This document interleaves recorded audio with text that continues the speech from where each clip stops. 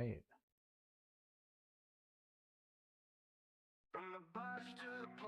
Try a little intro song here. Hey, Sick, what's going on, man?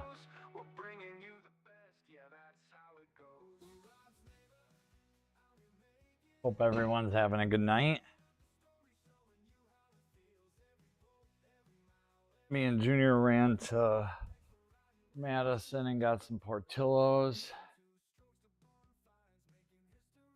I'm gonna put the carbs back together on this. I was gonna do a live today and then I canceled it because I saw oh jeepers. Hi Holly, how are you doing tonight? Brown chicken, go fast, sick. Hope everybody had a good Sunday.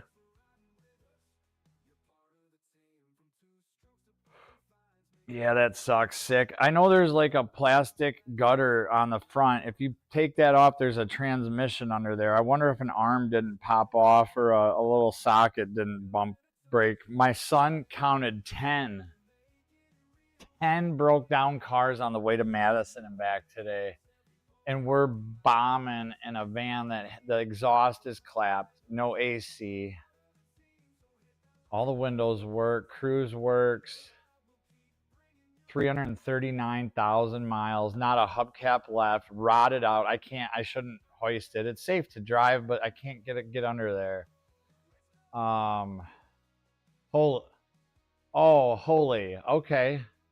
Holy. Is that how you pronounce the Holy Bible?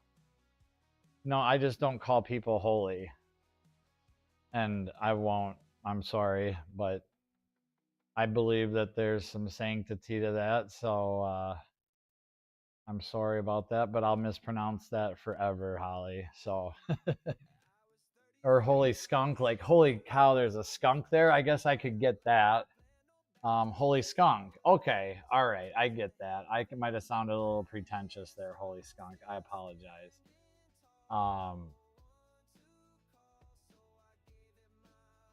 Holy skunk. Okay, all right, that makes sense now.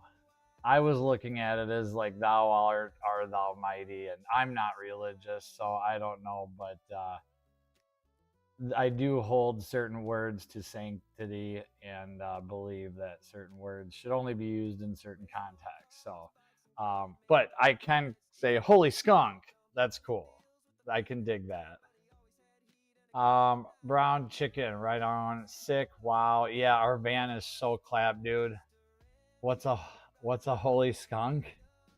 I don't know. Like maybe if you saw a skunk walking outside and you're like, holy skunk. I don't know. I saw a skunk in my shop once. It scared the crap out of me when I first moved here. Front tire blew at 80. And I think either the spare is screwed up or it bent something in the front end. Oh no. Like a lower control arm or something. What van is it, Sick? I'm really bad at assuming and pronouncing words, but I want to say you either have I think you have I'm not going to assume, either a Ford Windstar or a Caravan. Yeah, the spare tire belt could be broken. The belt's in the spare tire. Yeah, spare tires are always weird. Like, especially if you had to put it on and then spin it right back up to 70 on the interstate.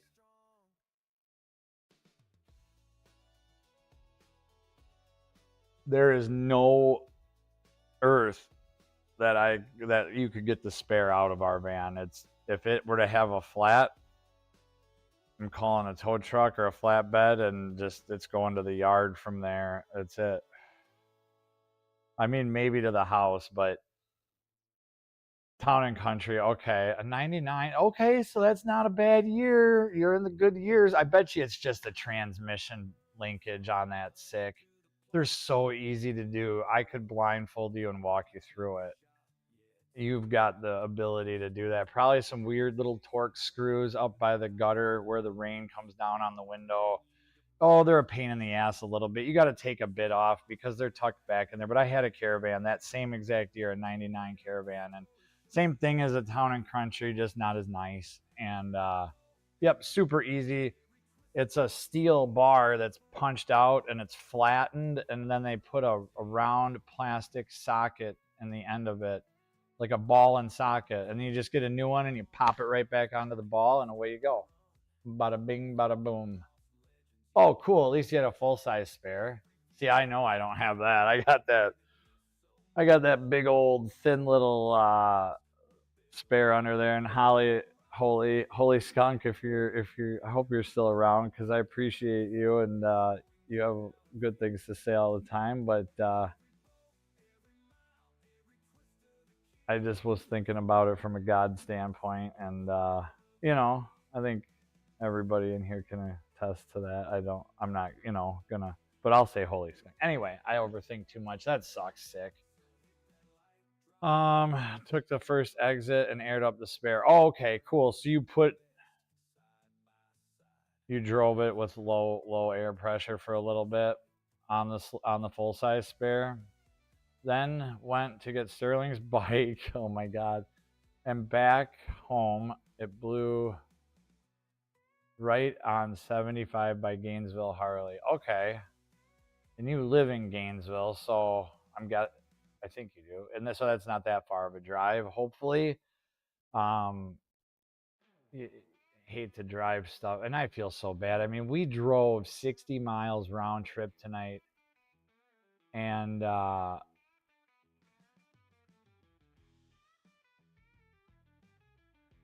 35. Okay, that's not too bad. Yeah, we drove like 60 miles round trip and saw 10 broken down cars. They're like they're abandoned, somebody with the flashers on, and not like, hey, we're just gonna pull over here and text or change our baby's diaper. Like these were, and I just can't believe it's these are times of, people are driving their stuff to the bitter end. It's those types of. I do have another Sienna in the driveway. It's a solid body. That's all that's wrong with mine is the body. Like the drivetrains on everything here on good stuff last, but still had to get Sterling's bike after the blowout. Gotcha.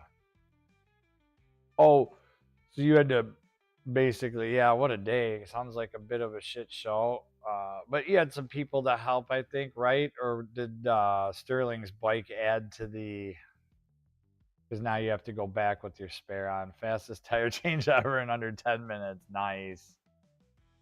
Nice. NASCAR.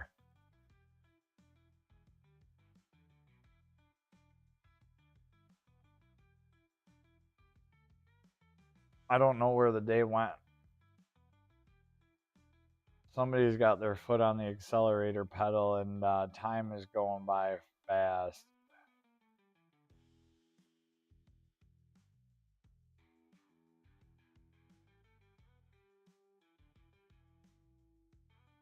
So I'm going to get up here and switch cameras. We're going to get going. I'm going to put these cars together quick. We were on, okay, you were on the way to get his new BMW. Oh my God. That's awesome. Does he still have the FJR then? Or what I guess I should have asked that. That was my biggest concern today. I'm assuming he just got another one. So he's got two bikes now. Yeah, I did. I saw it. I watched you guys' live stream. I was gonna send you a text and say a few things and say hi, but just I was literally gonna go live, and I went to the YouTube thing and saw you guys were live, so I deleted my live and then went live after your live, and then decided to go live again tonight in this live. Hell yeah, that Yamaha he has, brown chicken. Woo, doggy, that thing would be just a flagship for. Oh my God, I would love to take that thing out west. Just a flagship interstate king. Now let's see here. Scene selection, video capture device. I'm gonna move the screen around again, people. Sorry. Here's your motion sickness warning. Okay, I screwed this up earlier too, and I'm not gonna do it again. And I feel bad for Holy Skunk, but I hope I didn't sound too pretentious or come across as too big of a dick, but like I don't know. I just see it as Holly Skunk. I think that's cooler than I don't know. If you're still listening, Holly, I apologize, and or Holy Skunk. See, it's never gonna be right. So we should just probably accept it as Holly Skunk, and I'll do my best, but I can't make promises I can't keep. The new Beamer is sweet. Not gonna lie. Not gonna lie. That is a nice piece of machinery. I would have to say, like, if he's like it's right on par. I mean, maybe in a straight. I mean, I think the FJR would beat it in a drag race or top end, like flat out salt flats. But like you're comparing to you're comparing really good to really good. So, sick. You say he did. I don't know. He did sell his FJR or he did keep it. Yammer is not for sale. Good. Okay, cool. Because what's better than one bike? Two bikes. Right on, keep it. Good, good, good, good, good. I'm going to put the carbs back together quick here. I'm just trying to get a camera that shows up so I don't. I've got my better camera on the carbs. I went through them this afternoon. The emulsifier tubes were plugged up a little bit, like 4 out of the 8, and then the pilot jets were just barely hanging on. So that's where my 4,000 RPM fuel deficiency was coming from, right at that like $4 to $5 grand range. So yeah, that's crazy sick. That's a lot of bike. It really is. It's just a lot. Like with the cruise control and stuff, we had that in Infinity when I worked for them, and so I know all about aiming those systems, or at least when they were there. I don't know currently. I wouldn't know with BMW either, but the technology is Bosch probably still, I'm guessing, and you know BMW has always done a really good job with their bikes. Other than I think their new like super bikes or something, people might blow them up every now and then. But other than that, I don't. Rob, my neighbor Rob's got tons of these R1200s. Not tons, but there's probably 5 of them up there. Right? An 883 Sport. I know, that's insane. I wanted to ask him if he revs it up in neutral, like just quick revs, does the whole bike torque like a 350 Chevy. The last BMW R1200 I was sitting on when I with that opposed, or maybe yeah, those opposed ones, I think they give that when you rev them up, they kind of torque one way a little bit. Maybe I'm thinking, no, I know that's it. That's the bike. I'm right.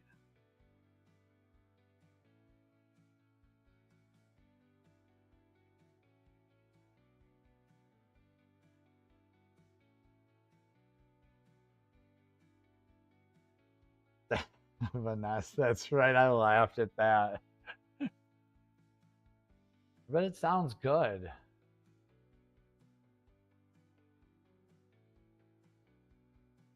I'd like to ride it. I'd like to ride one. I rode a newer Goldwing with reverse. That was really cool. I bet it sounds awesome. All right, here, I gotta stay focused here. I'm gonna try to get this camera going.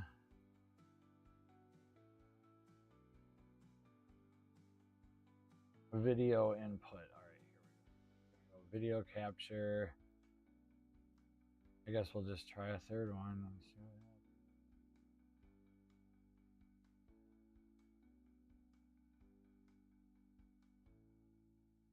There we go. Look at a pair of shorts. Yeah, you see all that debris, that like white powder there on the shorts.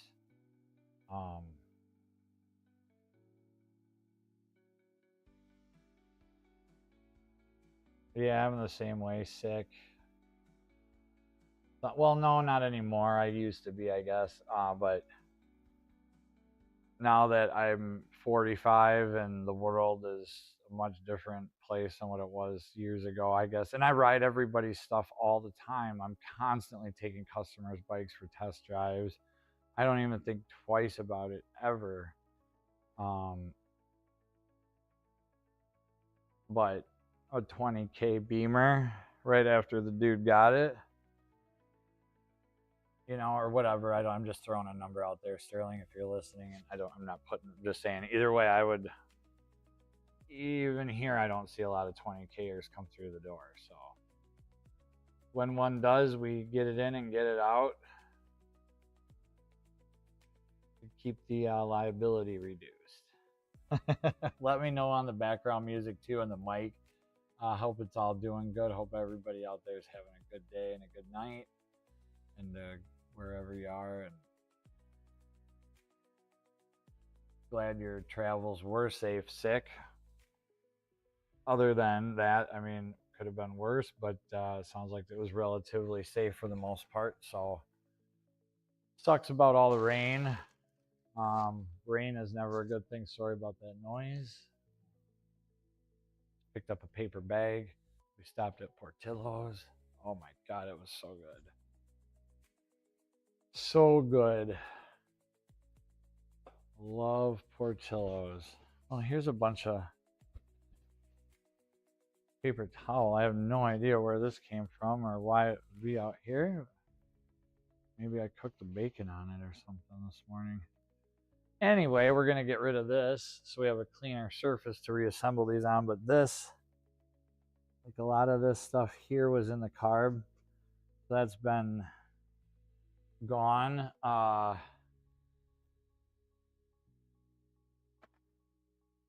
You can see what it's doing here is it's drying. I don't know what they used, but it's some kind of goo. Liquid. Never. If you need to do that, then you need new gaskets. Like, you shouldn't do anything other than just the rubber gasket. There's no reason. And if that's not right, then something's not flat. If that's not right, then that needs, like, there's reasons. In no world should.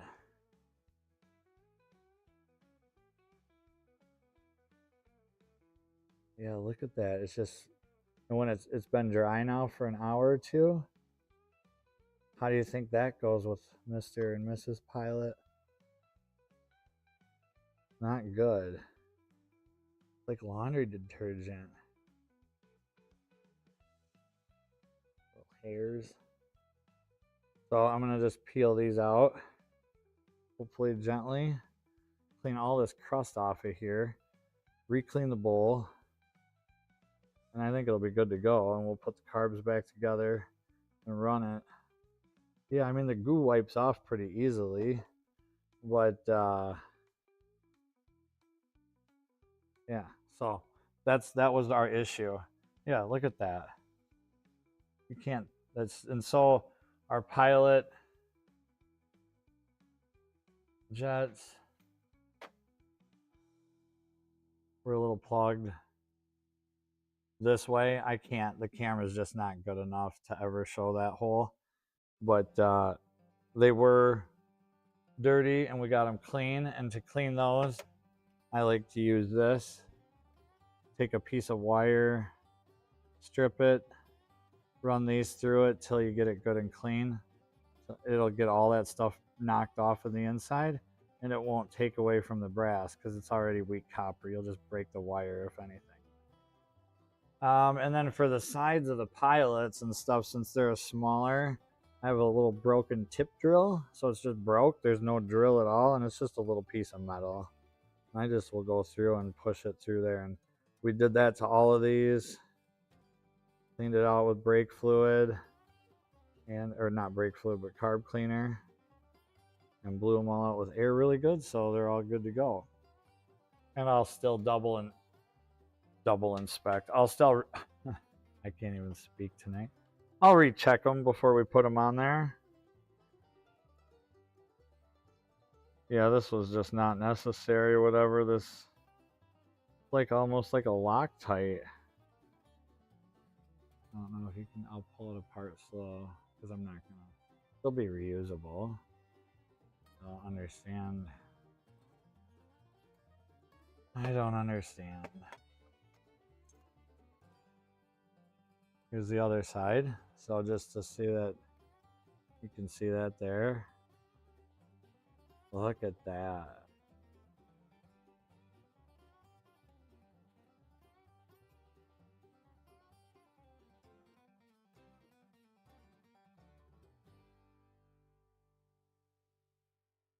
I might have new rubbers if these, like they wanted to almost glue them in.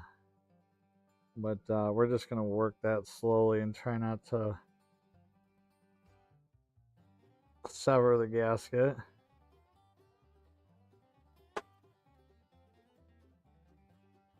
Yeah, it's all like brown and blue.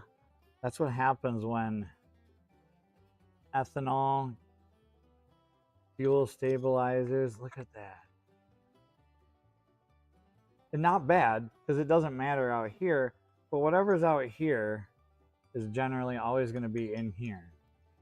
And whatever's in here is going to eventually always make its way in and to and through around the carb. So I'm going to clean these two gaskets quick. We'll get these on, get this wrapped up here.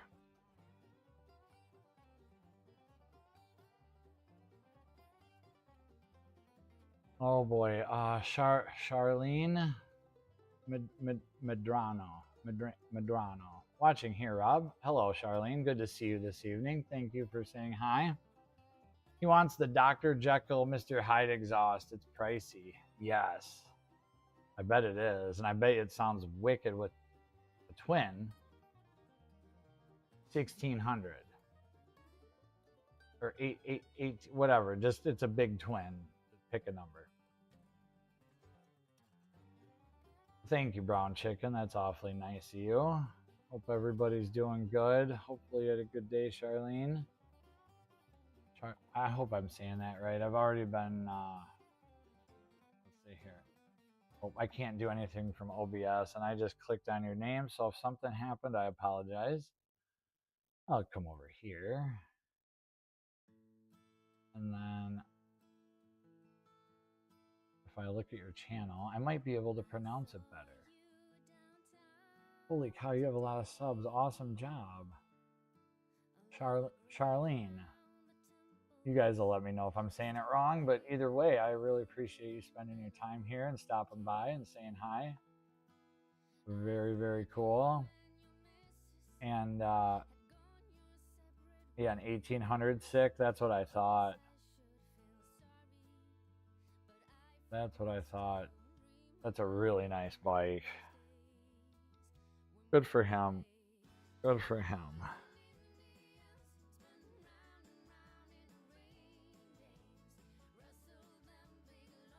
I'm just trying to get this. I should just look and see if I have new gaskets, but I think we can get a lot of this scraped off of here without damaging them. And everything's already ready to go back together, so that'll help. I'm going to just get a better rag than the paper towel.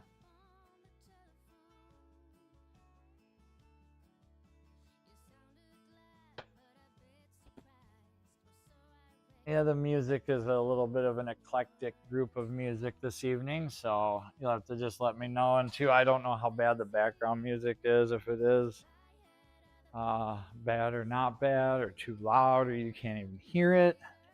But I suppose if it was bad, somebody would let me know before they let me know it's good. Isn't that how it works? I think that's how it works. Unfortunately, sometimes in life, that's just how we're wired at times, and can come across and sound different than we mean to at times. And I think I'm the best for that, according to my son. It'll be interesting to see if neighbor Rob shows up tonight, because we had a little incident in the neighborhood today, and if he would have been here, it would have been really funny.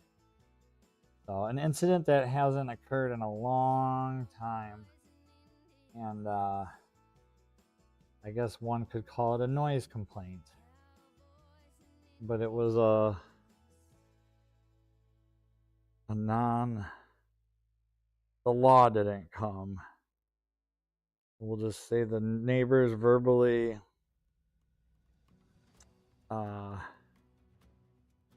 they verbally let my son and his friend know how they feel about them legally riding on the land that Rob and I own. Not together.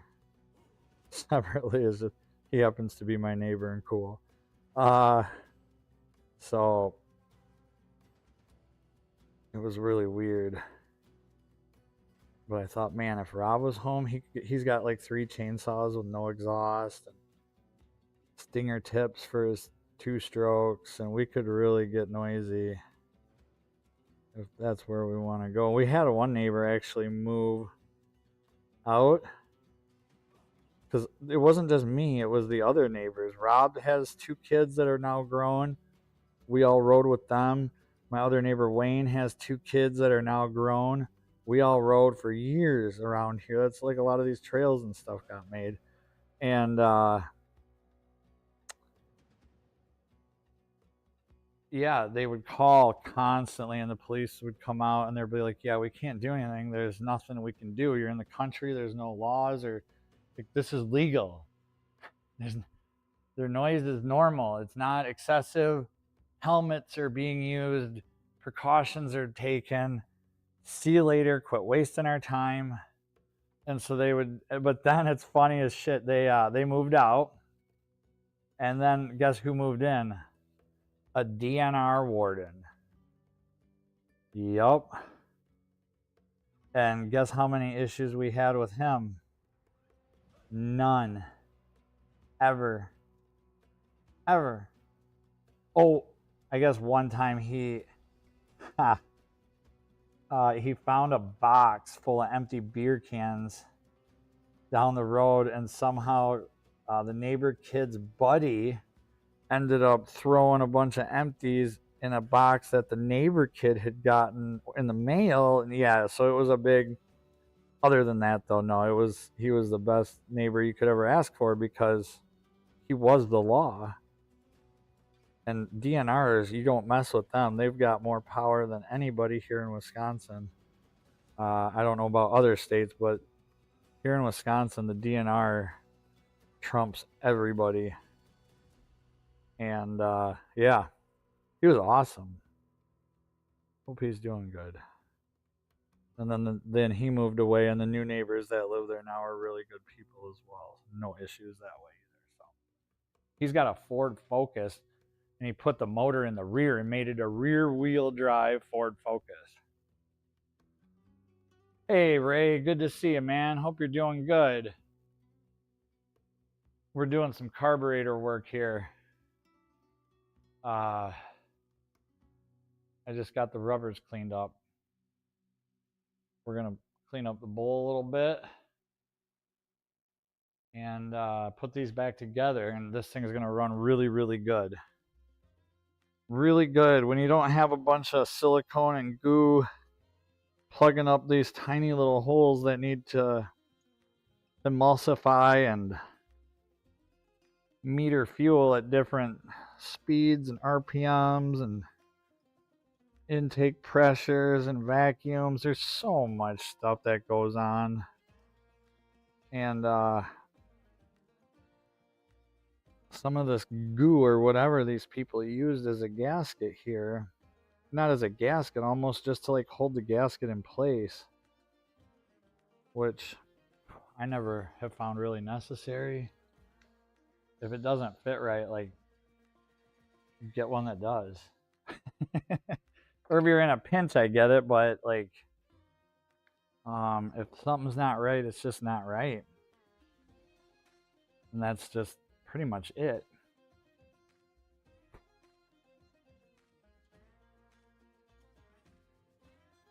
One of these had evidence of like almost like a little maple syrup, like way in the very, very bottom. Like you could tell it had just like formed down in there. So now I'm really happy and satisfied with this, how that fits and looks.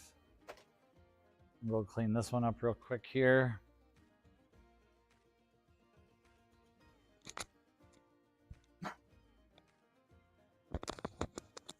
Glad to hear you're feeling a little bit better, Ray. Stick, we gotta play dead tomorrow. Yeah, I gotta set it up. Heck yeah, dude. I love watching that or listening to that while I'm working. I'll be driving in the morning a bit. You keeping that ninja? I don't know. Hey, Omar. Thanks for joining us tonight. Hope you're doing good. Welcome to the chat. The jets are okay now. They weren't. They were plugged up. The pilots were pretty plugged. Not solid, but significantly. And then about 4 or 6 of the 8 holes on the emulsifier tubes were all plugged up.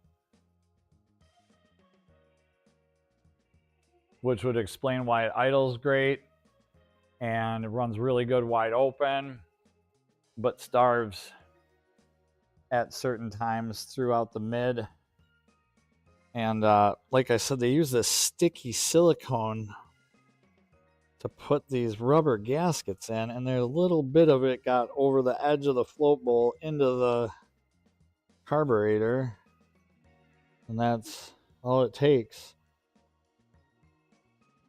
We'll sink them, maybe, I don't know. It's just 2 carbs, so, but it would be nice to know that they're both equal as 2 can be. I'm not really worried about it. Yeah, this stuff is just weird. I don't know what it is. It's almost like a blue anaerobic type gasket maker, but thankfully they didn't go hog wild with it, because I've seen that before and it just turns into a complete science project. But it had a little bit of like really faint stuff there, and like I said just a little bit ago, we went through and cleaned all the holes on the side of the emulsifier tubes.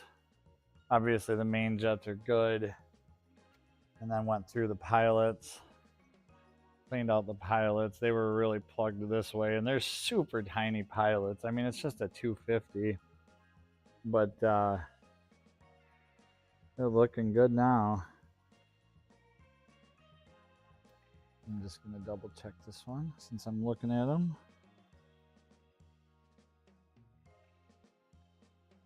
I don't like to blow air through them, through my mouth, because like, what if you had a little chunk of food or something? Yeah, it looks good and you want to just blow it out. Blow it out the air gun, look at it, and put it down. I doubt the odds of that would be so small, but that's how my brain works when it comes to this stuff. So we're gonna just put it there. We got this there. Carbs are all ready.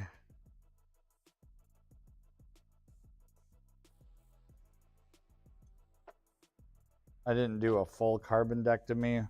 We just took as much apart as we need to. Air checked all the ventures already, blew it all out with air.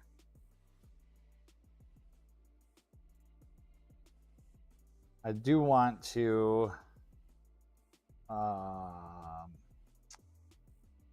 did not clean these up yet, or the needles, so I want to clean these slides up a little bit, just a little. I mean, they're not super wore. They look maybe a little bit, but I've seen 1,000 of them, and the needles too, and not 1,000, probably like 800. Clean the needles off. You can feel it as you work your hand down. It gets a little stickier and stickier. That's the film. And that film will definitely prevent the way fuel flows. You may not think it, but it does. It does. And it all adds up. Little bits here and little bits there.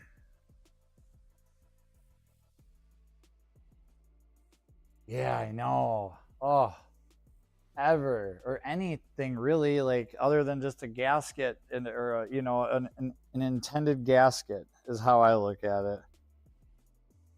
There's no sealants or goos of any kind.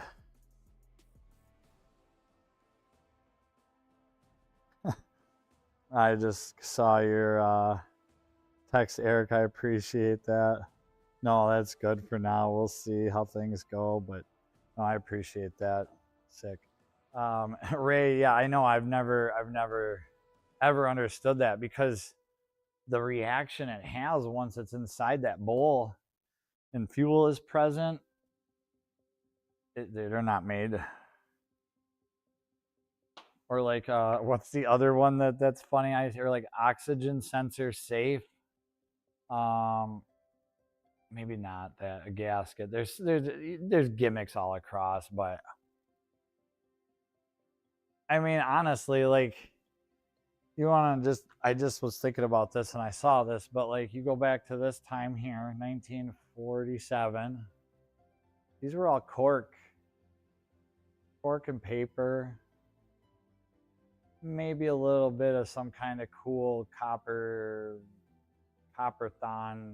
sealant on a thread or something, but you're using copper washers and cork gaskets and really good machining too, and sometimes where you just have metal to metal fit. Not a lot probably on the old English stuff, but you know what I mean. You can relate to that. Thanks, Brown. The carbs look clean. Yes, we did a semi. Just I didn't do the exterior as good as I probably should have, but we don't.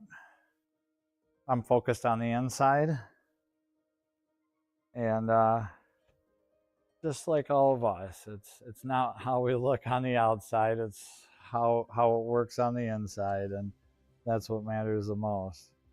So I guess we'll just put.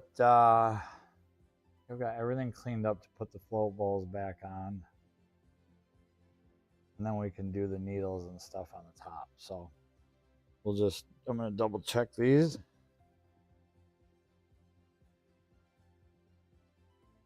Okay, good. Those just screw in there. And then when it's in the carb, this needle is sitting in here, and then as it raises up, it allows more fuel to come up through and get emulsified before it comes up and around the needle and atomized into the carburetor, venturies and valleys and whatnots. Other thing too is when you use a wrench to tighten down anything or any of your tools on a carb, I always go through and like run my shirt through it or make sure that it's extra clean. Because if your wrenches are like mine, there's some crud in these little crevices every now and then, and you don't want to go and just tighten up something you just spent all this time cleaning for every little piece of debris.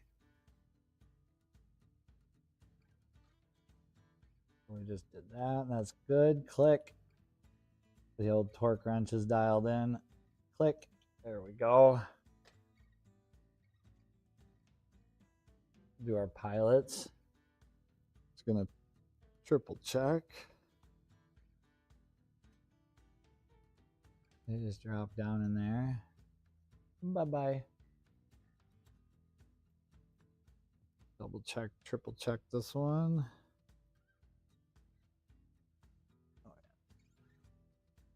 And we'll send you down there. See you later, alligator. I want to make sure this. We're using a Harbor Freight screwdriver I bought as a set to use here when I was working at the dealership. So I had a little screwdriver set at home, and it still works really good. Probably 20 years old or more.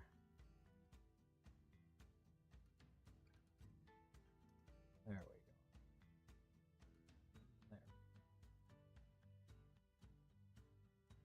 we go. And we just want to be careful too that you stay in that slot when you tighten it just slightly there, because if it were to slip out of that slot, it's very possible a little shard of brass could be born, birthed, and then that little shard of brass will immediately get stuck right in the pilot when you start it, if it doesn't fall out when you flip it over, blah, blah, blah. It's just another thing to look at and be careful of when you do this. Then we didn't have any issues with the floats leaking or any overflow issues, so we don't. This is our float valve here, and then I'm just going to check with my thumb to make sure that little springy springs, we're good there. Check our other float valve. Rubber tip looks good. Little springy springs. Now the floats, you shake them, you can hear just a little, but they both have it, and it feels like it's just a piece of plastic from the casting when it was made. I don't feel that either of them are suspect to leaking, or I should assume that either of them have leaked. They both look equally faded in the same spots, and I mean, I guess I could weigh them. That would be a really quick and easy way to tell. So we just put out our old scale here. 8.36, 8.29, 8.35, 8.31, 8.35. I'm just going to do it one more time. So yeah, it's within 0.05 grams of each other. I call that good to go in this application. Now, if we were really looking, we could probably take a Dremel and try to get a little material off to make it as light as the other one, but we're not splitting hairs there, or we are splitting hairs at that point.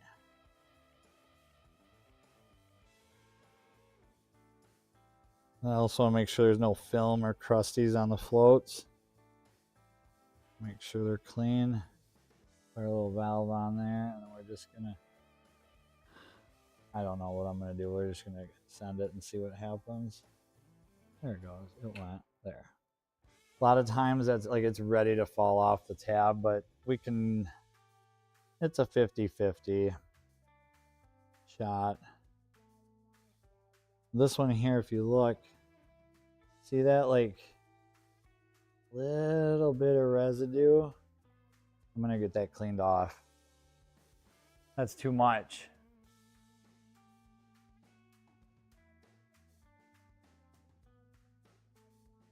Oh, we got 7 viewers still here. Hope everybody's doing good. Thanks for joining in. Ray, glad to hear you're feeling a little better. Hope things continue to feel better. Sick. Hope you get your stuff set up for the Dead show tomorrow. Like I said, I got a little traveling to do in the morning, and I'll have you on. I might actually be back by the time, depending on when you go live.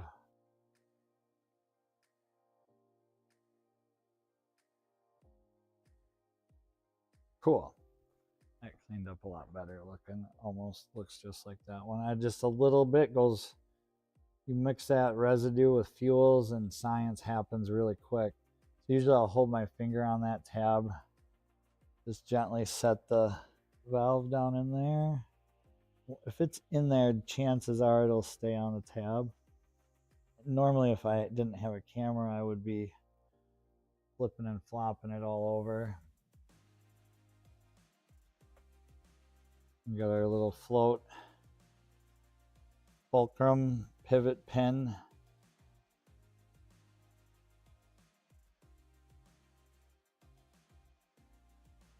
There.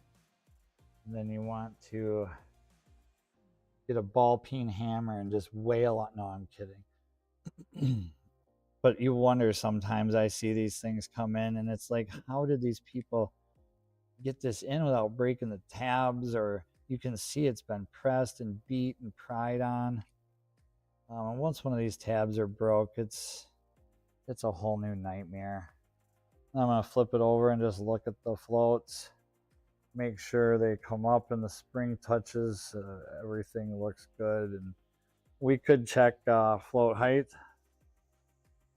but we're not gonna, because we don't have any reason to. I guess okay, I just take that back. Float height could be the cause of our issue, but I find it very unlikely because of the amount of corrosion or the amount of gooey substances I found physically plugging the mains and the pilots. So if it were to still have the exact same issue, then but the tabs look stock, everything looks untouched. So there's zero reason to, in this situation, to mess with float height at this point. That's just it. And I think a lot of people out there that have messed with carbs and done the old carbondectomy would agree that, and if we did check it, chances are good that it would be just spot on. So we will now put our float bowls on. We've got our pilots in, main, emulsifier, float valve, float, pivot points. Checked them, they look good. For this, I'm gonna, I don't know, like, they're not even falling out. The gaskets aren't even falling out. So I'm kind of wondering why even any, like, I'm gonna put them on like this. If they didn't want to fall out, I would put them in, hold it, set the carb on top, grab it, put a screw in, then flip it over to ensure that the gasket isn't going to fall out, but we know it's not. Fit in really nice. All of our float screws are the same length with no hose holders there, so we're good there. Here's our other float bowl, nice and clean. Check gasket won't fall out, so good.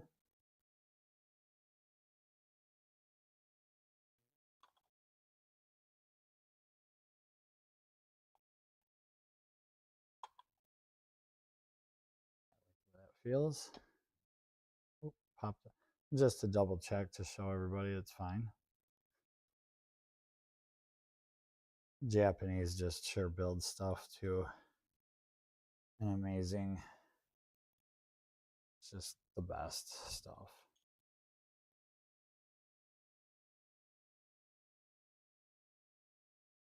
Screwing them down. One could use a power drill and set your clicker setting really low and then go back and tighten them. But I like to, nice, 6 all set up, ready for the deadhead tomorrow. I don't know if I tried to make a trucking and Grateful Dead joke there, maybe, but the Dead show. So always a good time. I enjoy it. I've learned a lot about a band I never knew about, and kind of like Licorice, we can relate with the Zappa, and we can also agree to disagree. Like, I don't have to, just absolutely love the Dead, and Sick will still love me. And same with Zappa, man. If you don't get it, I get it. Like, I totally get it. But like with listening to your show over the last few months or however long you've been doing it, I apologize. I don't keep track of that stuff. I've learned a lot. And I've learned a lot to like appreciate the music and appreciate things about them that I didn't know. So I thought that was cool. I'm just looking around like, oh, I forgot something, but I didn't, because we're going to do the air fuel screws next. I'm just going to triple check these quick. I know I just did them, but click, click, Click. I wonder if that's annoying. And we're just putting all the pressure of Mother Nature that we can. We're pretending that our child is under a car. We're putting all that force into this screw as we tighten it. I'm just kidding. Don't do that, please.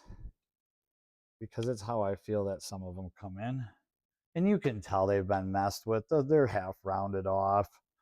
But these are all good. This has been fairly untouched. Usually these will be capped, the air fuel screws. Those are right here. And they look pretty good, but we're still going to polish them up with a 90 grit sandpaper. No, I'm kidding. I'm so full of shit. I didn't know I even liked the Grateful Dead until sick, lol. Yeah, that's kind of how I am. I mean, I didn't even know. Well, I knew I had a Grateful Dead shirt and I knew I appreciated it and I wanted to keep it cool for a long time. But I think I was always keeping it around for this time. This is why. The circle of smiles has come full circle. And now that shirt has, it was cool in 7th and 8th grade walking up the 3 freaking stories from class to class that we had to walk. And you know, and now 20 years later, it's really, really cool still. So I think that's awesome.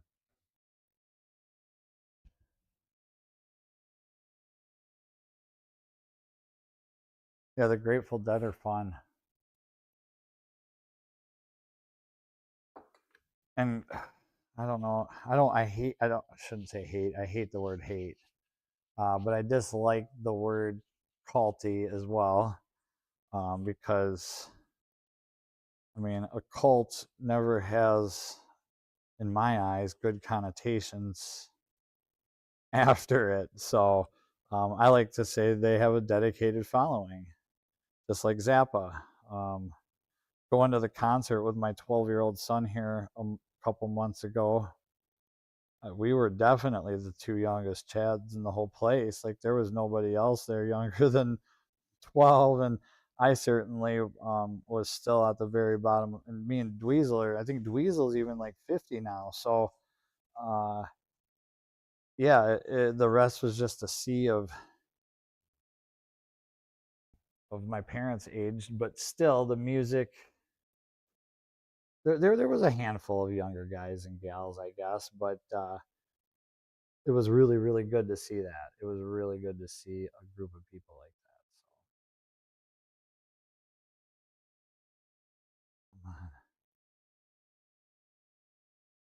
So getting the now I just put the spring on the air fuel screw, and there's a little itty bitty washer we're gonna put there, and there's a little itty bitty O-ring. We're gonna put that right on top of that.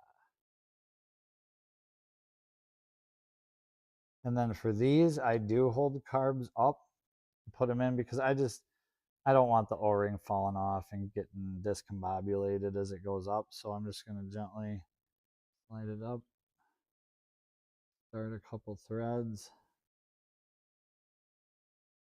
Screwdriver. Oh, you can't even see it.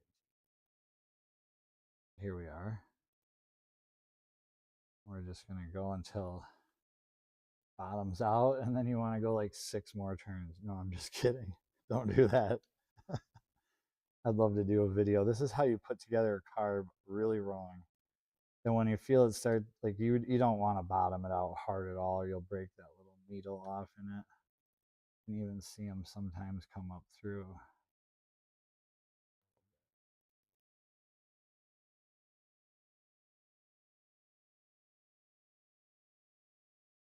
Yep. Right there. You can barely see it start to poke out there. So we're going to go, oh, right there it stops. We're going to look at it and turn it out a half, 1, 1.5, and I'm going to go 1 3/4. It was at 1.5, and I don't know. I just want to see what 1 3/4 does, and then we can always play with them when it's running to dial it in better. We're gonna go clean this off real quick. The second one. Imagine how long this would take if. Well, that is my next project is a 4-cylinder one that the customer has been uber patient on. Rascal, the American Outlaw. Good to see you this evening. Hope you're having a good night. Hope you're having a good night or a good day or good morning, wherever you are.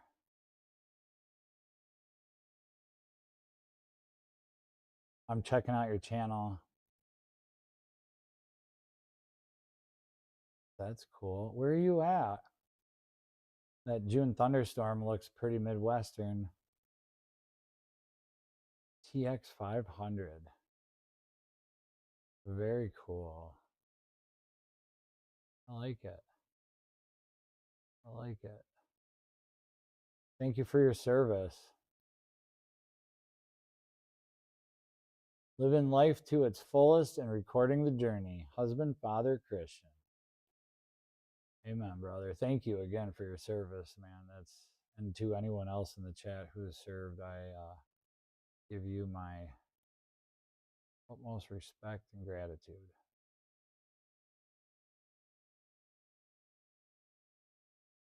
North Dakota. All right. All right.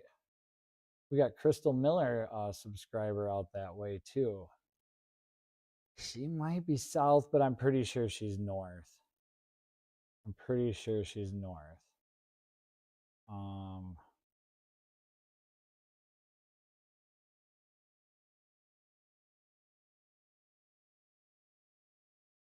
just looking here. I want to, there we go. I'm just going to do that. That helps. Then you can check out other people's channel, and I think it helps grow yours.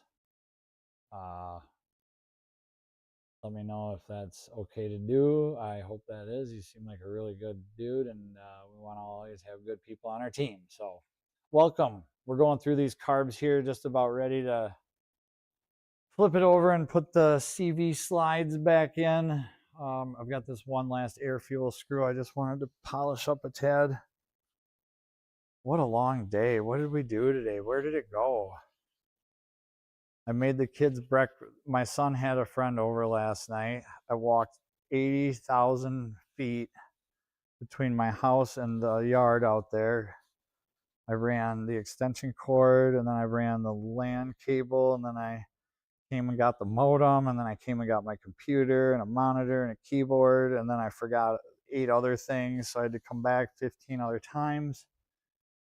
And then right before dark, I was able to do a quick little live stream, and it turned out okay. I mean, I think it was pretty cool getting the different cuts. If it was able to, like, if I had someone that could manage the cameras maybe through the desktop, that would have been cooler. Also, setting it up like 3 hours earlier would have been a good idea. But now that I've done it, I think I can do it with like half the amount of work that I had to put in. So we're going to put this last air fuel screw in here. Then I'm going to hold it up while I slide that up so my O-ring doesn't fall. And we don't want to use any grease or silicone or anything to hold it on there. We know what that already did to our fuel delivery system.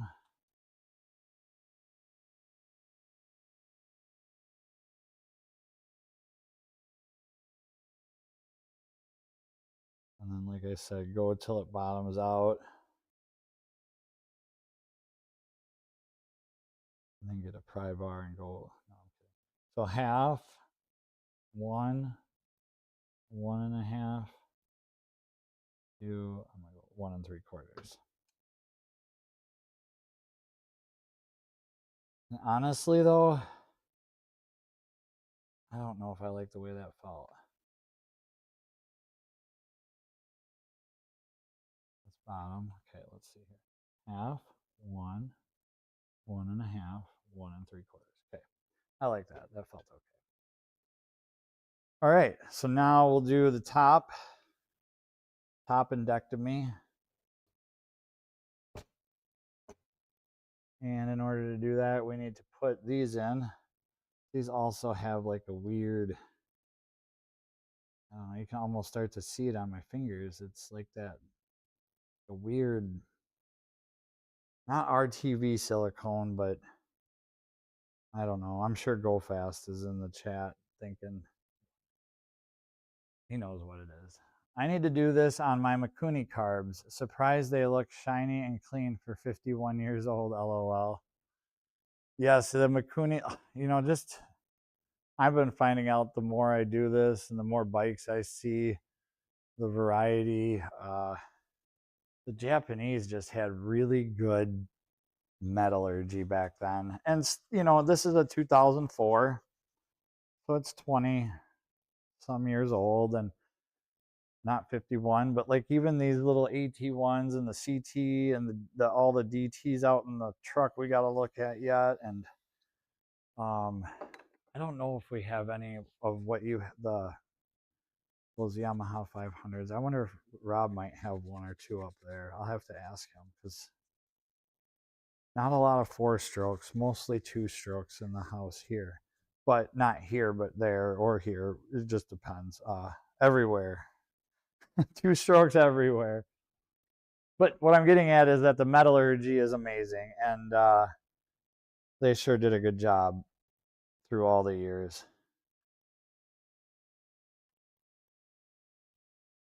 I didn't keep track of which side went in which, really. I mean, I suppose that if I took it apart like that, and that's what we should do on a multi-cylinder bike, but on this one, I honestly just am not. I'm not saying I'm not caring, but it just doesn't. It's not going to matter. It's just not. Could put it on a dyno it, take these 2 slides out, swap them from hole to hole, put it on the dyno, and it's going to be within really close numbers of what it just was. And it's a Ninja 500. Like, that's all we just gotta leave her there. A Ninja 500.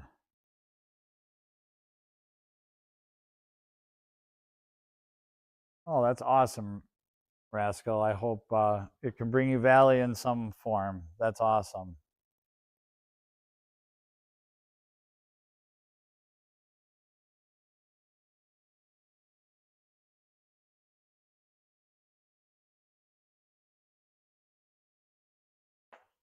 I wonder if the background.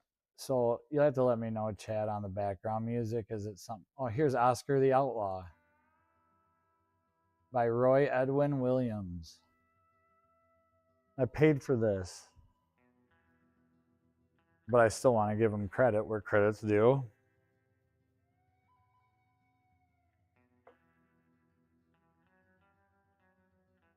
So I was just going to put on some background music, and that was the song queued up. Here's our little needle holder, spring holder.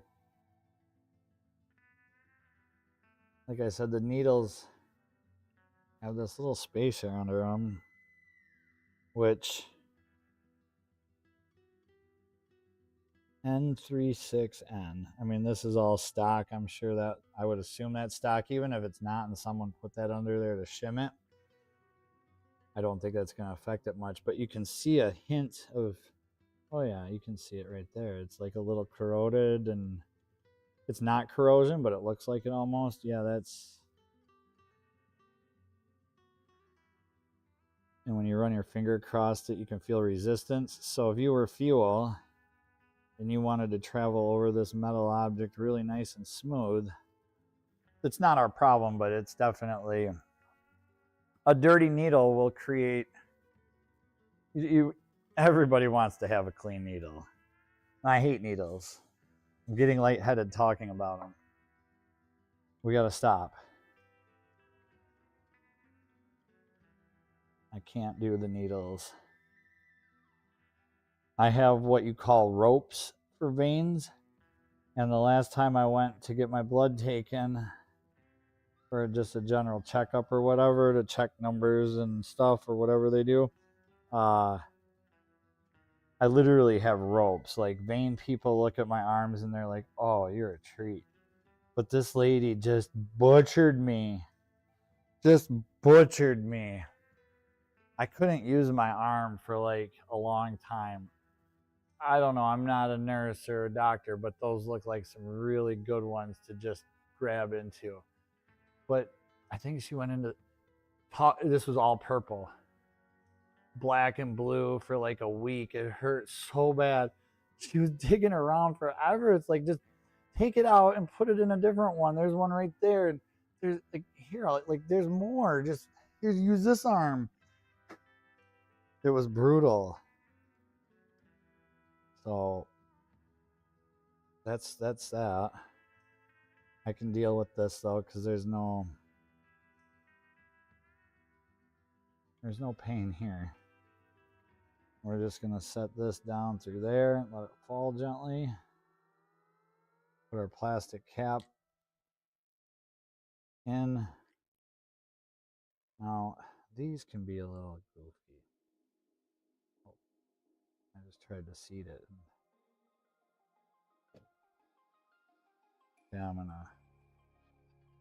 the spring will keep pressure on this plastic cap, but some of them will lock in, like turn. I know some that I've met, but not this. This just is held in there with spring pressure, and that keeps our needle and everything in there. That's it. So we'll set that there, and we'll do our other one up. We've already got that clean. We're gonna take our washer off. It is there, yep. And it's stuck. Be gentle, these needles can be pretty fragile. And they are aluminum. Some. These are. One looks a little cleaner. A little bit of residue right there, but not as bad as the other ones.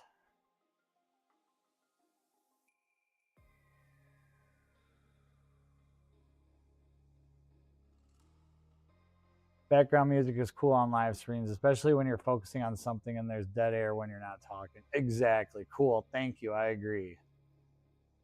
Sick. I got pipes. Yeah, you do too. You got, like, I've seen, like, I don't know, I don't check out your arms all the time, but like, you know, yeah, you've got long, gangly arms like me.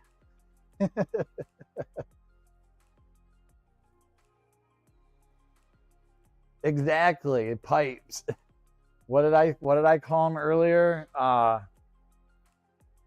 Yeah, I don't remember even, but they're like, yeah, we love that. Ropes. They call them ropes, or at least they called them that at the clinic. But it was brutal. And like when I had pneumonia years ago, I had an IV, and I mean, I think they put another couple needles in me in other places, and none of that was ever an issue. I mean, if I looked at it, I might have passed out or got lightheaded, but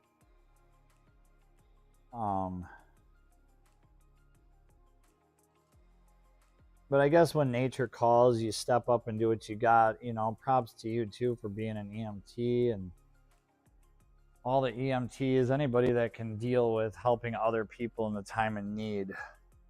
You get my utmost respect, because not to say that I can't or wouldn't do it, but to voluntarily say I want to help people in a emergency situation, I just I'm not set up for that mentally and capably to deal with that. So but I have been in emergency type situations where I have stepped up and done what I need to do to make the situation as good as we can with what we have for the people we have. And I want to make sure my needle goes in. There we go. Okay. Needles in, plastics in. Then I'll show you how you can air test these when they're put back together. It's kind of fun. And it's not like a genuine, like 100%. This is gonna, oh, get, oh. Sorry if my hair and trying to hit. Gentle. There we go. So those are in, our springs are in. One time I put a set of the carbs together and I don't know, the spring must have rolled off the table or something. Yeah, it took me a minute to figure it out, but we got her. I think I figured it out right away when I saw that on the floor.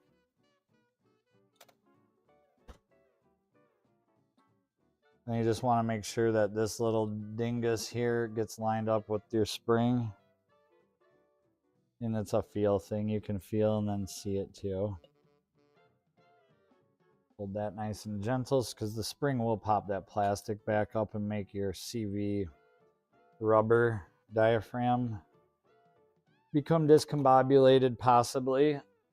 I've seen it a time or two where people will go through their carbs and can't get it right and bring it here, and then you just find that that's folded over and the rest was done really good. Sometimes it's just the simple things that we overlook, like this right here. I'm not a magician, folks. I know you thought that was in there, but it wasn't. So I almost missed that puppy there. And talking too. I don't usually talk to myself this much when and I'm not talking, I should have said that. That sounded really bad. Gosh, I gotta watch what I say. I don't mean it like that. I'm not talking to myself. I'm talking to you, chat. Talking to each and every one of you. So, but nonetheless, I'm not used to talking while doing this. So it's an element of fun.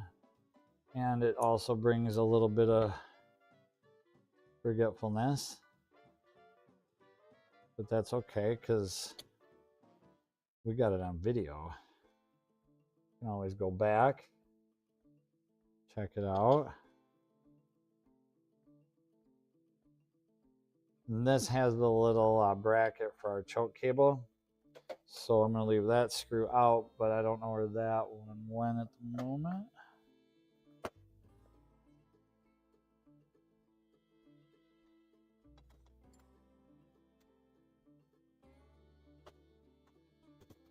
We'll find it.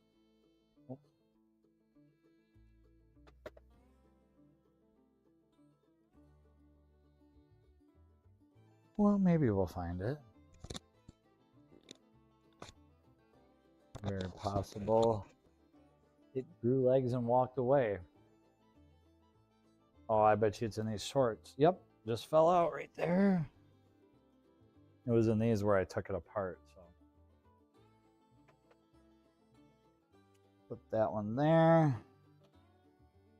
So the other ones with the bracket over there. And torque this down to so you hear the plastic or whatever these are made out of start to crack. Then just go a little bit more. I'm just kidding.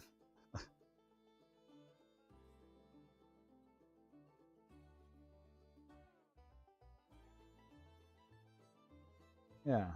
I guess one thing, I mean, if you did find a setting that you liked and felt safe with and could dial in a clicker number, you know, that's not too much. It would probably be just as consistent as this fine-tuned machine.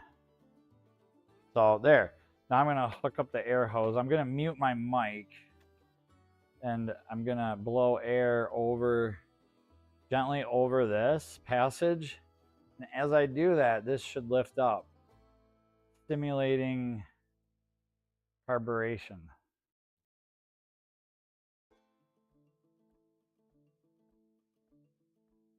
Yes, auto syncing. I'm offended for you in case you need a break. Moto, oh gosh, what did I miss here? Hey, Dean's in the house. No, I don't, Rascal. Let's see here, sick. Oh, we were talking about the ropes. Rascal, I use a solution and what is it? A sandblaster. You hack hillbilly in the woods. No, a soda blaster. Baking soda. And again, every situation is so different. I haven't, and honestly, I do a group like it comes in waves, and every carb is different. Every carb is different. So I'd like an ultrasonic, but I'll get a sponsored one. We'll get sponsored, right? That's how we do this. I'm in this for the money only, everybody. No, I'm just kidding. I'm in it for this community and this family. You guys are all awesome. And this group of people that has surrounded the channel and has allowed me to become closer to you guys is awesome. I found a factory ride Suzuki 100. Sick. Yes, I will call you as soon as I'm done here. Go fast. Sick says I used to be on a volunteer and paid corps. Very cool. Well, thank you again, Sick. I really appreciate that. And I think anybody that does any type of public service, whether it's paid or unpaid, is still awesome. Ooh, one of the DeCoster bikes. I've got a couple books on them. Maybe they're in the book. That would be cool. I should look that. I know I've got a book on Roger DeCoster. I'll definitely check it out. Motobum Virginia in the house. Says, howdy, Rob's neighbor. Well, howdy, neighbor. Great to catch y'all. I'm so offended already. Okay, so he's just talking crap there, which is good. Love it. So this set of cards, auto sync. I have a few of the assembly line rotary tools set up with bits and torquing satellite components without the twist of the wrist. That's awesome. But I don't know. 25 years, the twist of the wrist has always worked here. Go fast. I've only used when there's 1,000 of the same micros. Yeah, right. Moto. Sick. I'm in it for a new van. Hell yeah, dude. We'll get you sponsored by Mercedes. Get you a dually Sprinter with a roof unit, auxiliary generator, mega hitch, big hitch, and tow mirrors, like 6-foot tow mirrors. Go fast. New van down by the river. Hell yeah. Van life, dude. That would be awesome. Took out the passenger mirror. You took out yours, or you like? I'm sorry. I'm bad at reading chat. I am. I assume, and I might have missed some too. So I know that my passenger mirror on my minivan gets folded in all the time here. Because like we'll be walking past it the way our driveway is, and I'll just elbow it or shoulder it, and then when I get in it to drive, I don't care. Oh shit, the tire took your mirror out, bro. That'd be crazy if that's it, Brown. I wonder if that's it.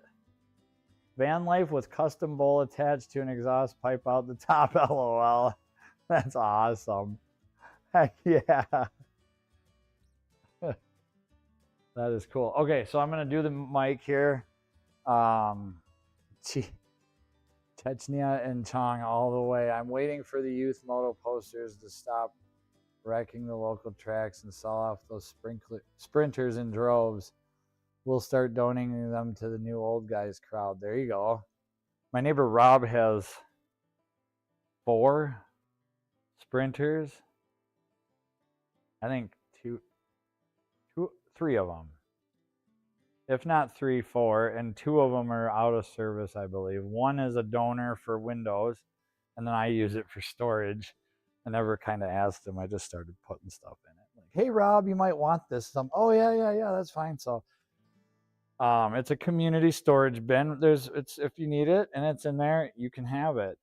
And And then he's got another van up at the house that's pretty rusted, but I think that one does run, but it's so rusted that he doesn't like to drive it because the exhaust fumes seep in through all the cancerous holes throughout. It's really bad.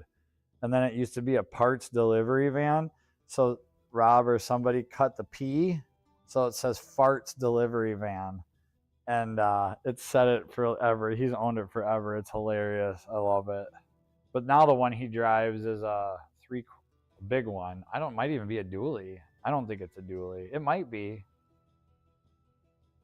But he got a heck of a deal on it. And honestly, if you're just bombing to racetrack across country, looking to get the most mileage, and you got a buddy that owns a Sprinter shop, and you know, you could work it out okay. I see the value in it. Me personally, I'm doing a Toyota Sienna all the way. It's just I'm minivan dude forever.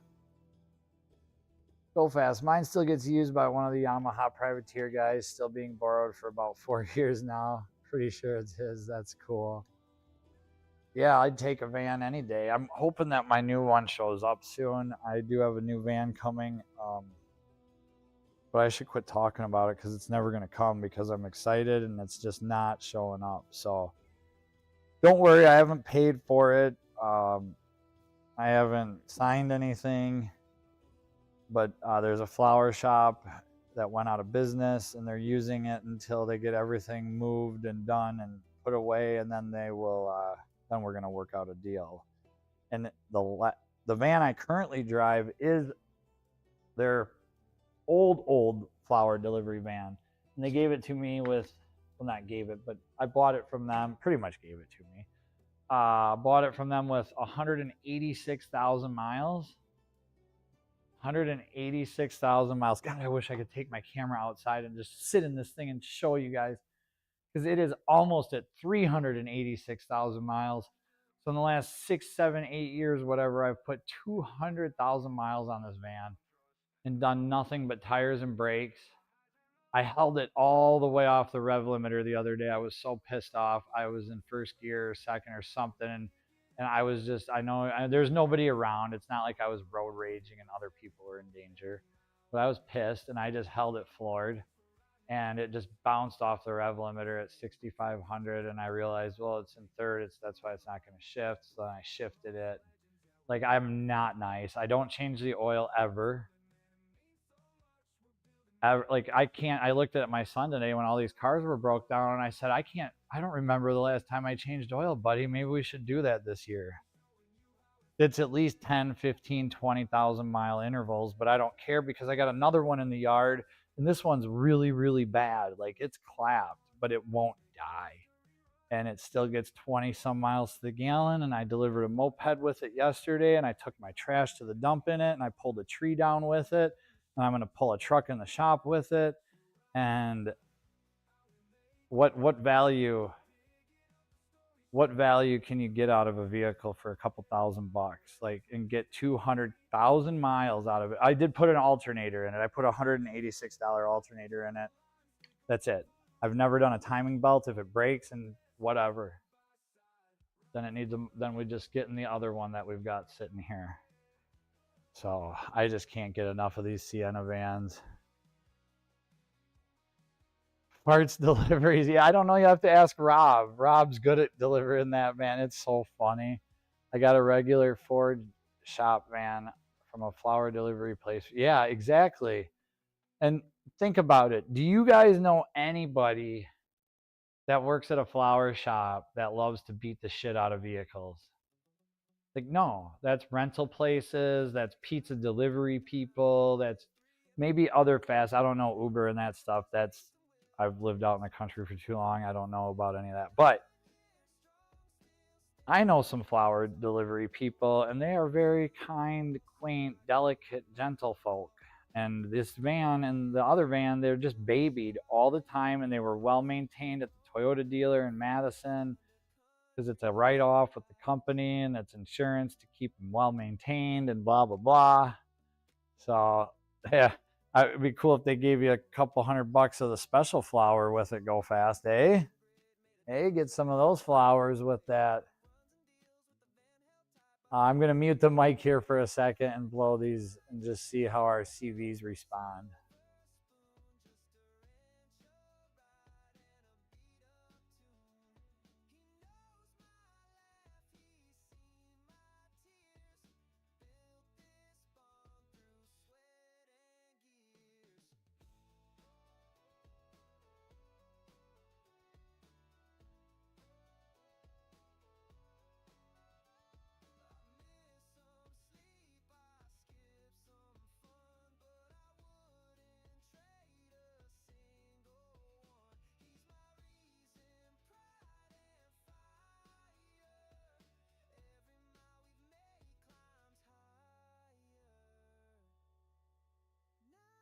All right. That was a little demonstration with some air. How they go, that's how that works. I'm going to go back to here. I don't know where I'm reading my chat from. Flusher flower can be easy to come by than clean water, I bet, out there. Jeepers. All right, so that concludes our carbondectomy. Like I said, when I first found it, this atmospheric drain tube was routed down by the exhaust and literally charred shut. You couldn't blow through it. It was charred, melted shut perfectly. You'd think that with it being burnt that there'd be a hole or something, but it literally, you could not blow through it. So I cut that. Then we rode it to the car, show them back to actually verify what the bike was doing, because I've never verified the issue as to why this 3 to 5K feeling starvation. Oh, how do you like this AI song? All right. We'll move this around a little bit here. I should probably give Junior a call. Oh, and since the neighbors were complaining, oh geez, I got a flag that fell down. I need to get my American flags back up. I have a couple, and I'm just kind of wondering where and how I should place them, but I've got a pretty good idea now. But the Godfather here, we cannot let his flag touch the ground. Our leader, our king, the doctor, the Rossi, the one, the only. There we go. Okay, now we can show that. Right next to a Honda, which he told to go kiss my ass. Honda was so pretentious and thought, well, we got the best bike. Has nothing to do with the rider. So Rossi went to Yamaha on the slowest, most struggling team and managed to win the championship that year, I believe. Pretty cool. Okay, so I'm trying to get this. I don't know how we're going to do this as far as getting a good camera angle here.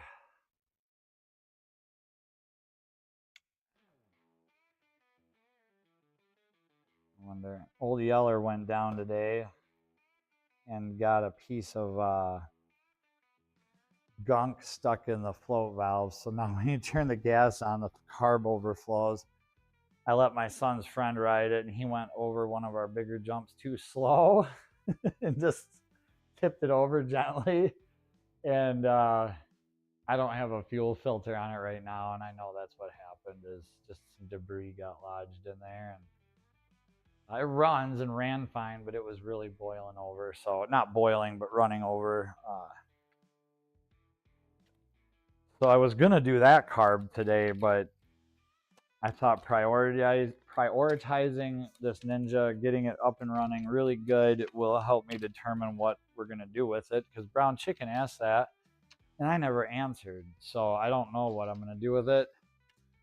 If my son's not embarrassed to get rides to school on it or picked up on it, then I would like to do that. It would be a great little commuter deal for as many trips as I run to town and back on. I think the book said they get like 60 miles to the gallon. So that's cool. And it's a fun, light little bike. It really is. It's not fast, but it's not slow. And it's not, yeah, it's just a good little bike. That's all I can say. I can't really say anything more or bad about it. I don't know why I keep moving the camera, trying to get a perfect shot of basically my back and legs. What you're going to end up seeing from there. So we're just going to basically probably stuff the carbs on and then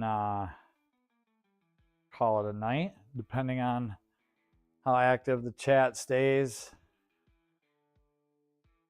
I know with the 600 viewers we have right now. Sick, Moto, Go Fast, appreciate all the mods out there keeping everybody on their toes. You know, we've got all these worldly viewers from all over the world, and you never know what vile things might happen. So, but it says we still have 6 of y'all watching, so let's put these carbs on for a minute here. I should just give Junior a call quick though. I haven't talked to him since I started this. Oh yeah, today, you think you could ask Chad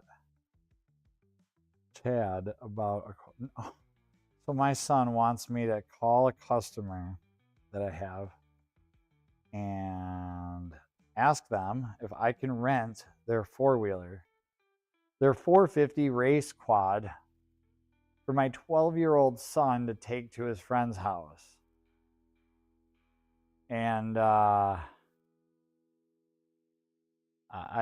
think as a good, responsible parent that it would not be in my best interest to even consider that. And not because of my son, not because of him being 12 and having 0 to no experience on a four-wheel death machine. I told him, exactly, Go Fast. Nope. I told him last time, I said, dude, you are so much better off on a motorcycle in pretty much any situation than a four-wheeler. Like, let's just be honest here. Like, we don't need to fluff this any prettier than it needs to be here. It's pretty obvious. In an off-road situation, trails, rocks, trees, I'm gonna whiz right around anybody on four wheels in pretty much any condition. Look at lap times from a quad race to a moto race on the same track. You'll see really quickly who's faster. Not on the motors, not on a road course though necessarily, because cars are faster than bikes. Unfortunately, it's a fact in a race setting. Like at Black Hawk, the track record is a 107 by Jason Farrell on a ZX10. And I think cars can do it in like, not considerably less, but quite a bit less. Quite a bit less. There you go, these little push-pull carbs. What I need is just a set of key and flat slides up on here. Put a set of key and flat slides with no air filters, or just some maybe little pods or something. Boy, I'm really struggling. What can you guys see of this? I'm gonna take it off the camera, because then I can never concentrate when someone's watching, right? There we go. Okay, now start over.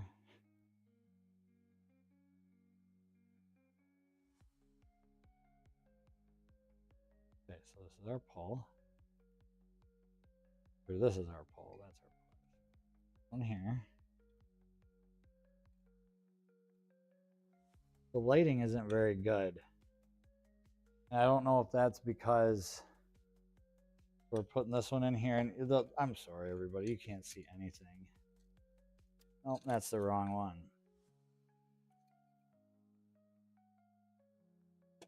Let me set this here. This is like the worst, the hardest, not the worst. This is the most challenging part of this. I don't know, Dean, you've done a lot of shop talk, a lot of shop live streams. What's the trick? What's the trick, man? What's the key to... I have like 3 different tripods set up, and none of them are the right height, the right placement. This might be better.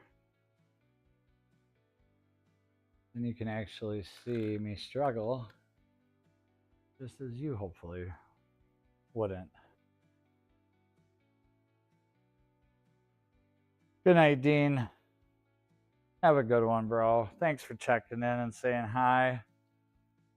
I'm going to be calling it here at 10 o'clock for sure. If it isn't already, maybe I should check. 8 more minutes. She will be a runner soon, that's for sure. It's going to run so much smoother, and I might even take the cans off. Let's see here. Let me stay focused. Let's get these carbs on. And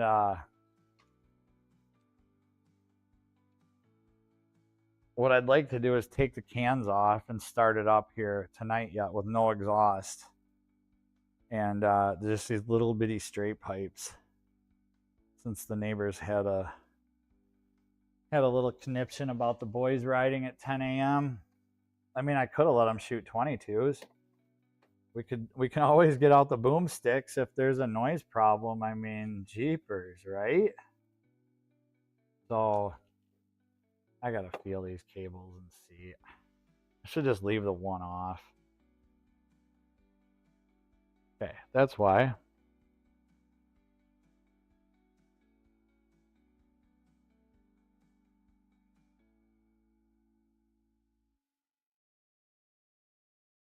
That goes in between, down through here, onto here.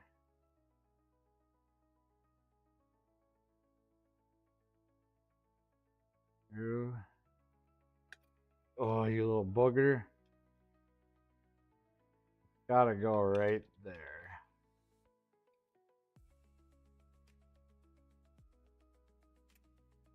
Come on, Betsy. I swear the camera adds so much more. This wasn't a live stream and I was just filming this for a video. Knowing I could do like 50 retakes, it still would go perfect the first time. It's because it's a live stream. You little booger. Get on there. It was already, you could tell the person before me had struggled a little bit by the condition of the cable.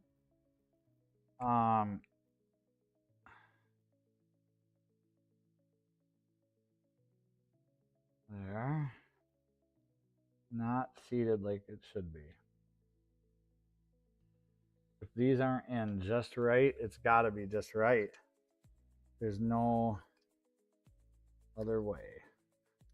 And that just won't seat right. Is it because I have it in the wrong one and I'm a complete idiot? No, I don't think so. I mean, I know I'm a complete idiot, but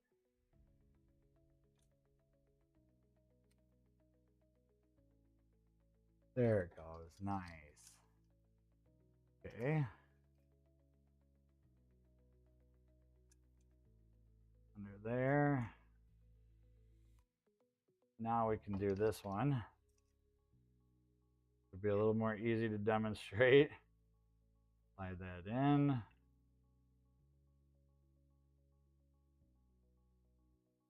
There. Go like so. That. And then we'll fine tune them when we get it mounted here and get a feel of the... That way the cables are set where they need to be and they're not moving around and any tension in that stuff. We'll just put those on. We'll snug our boots down. Our boot. A boot.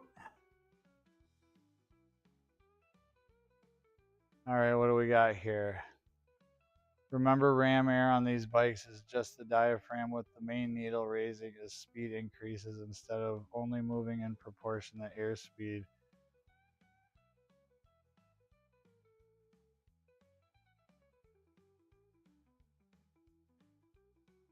No, because like when I blow air across the diaphragm, it opens up the CV. So ram air on these bikes, there is no ram air. Like this is ram air.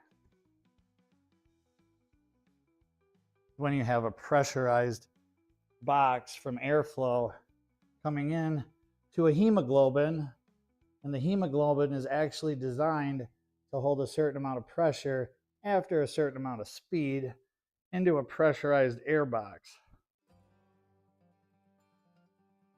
Air flowing over these and past this allows the CV to open and raise the needle to allow your fuel. Hear that? So that's ramming air into a box to make it available. These are just sucking. There's nothing is getting rammed into anywhere here. This is just basic carbotronomy. Basic carbotronomy.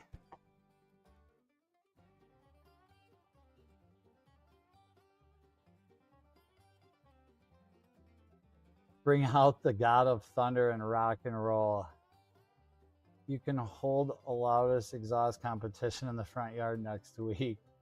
Well, Rob was here, we would have taken his plow truck out and just parked it outside and let it idle all day. Exactly, a little 10 a.m. won't sound bad. I mean, come on, 10:30. It was actually like probably 10:30, and they were like, "Shut your effing bikes off, you effing this and effing that." It was horrible. I've never heard it. I'll make you uncomfortable. Howdy, neighbor. How are you tonight? I absolutely love your name, your channel name. That is the best. That is good. I'll make you uncomfortable. That's good stuff. Thanks for stopping in and saying hi. We are working on a set of carburetors, trying to not get too distracted and talk, and like how I go down some roads. You can sidetrack me like a teacher. We used to have a teacher. He just got back from the Gulf War. Would have been like 94. The Gulf, yeah.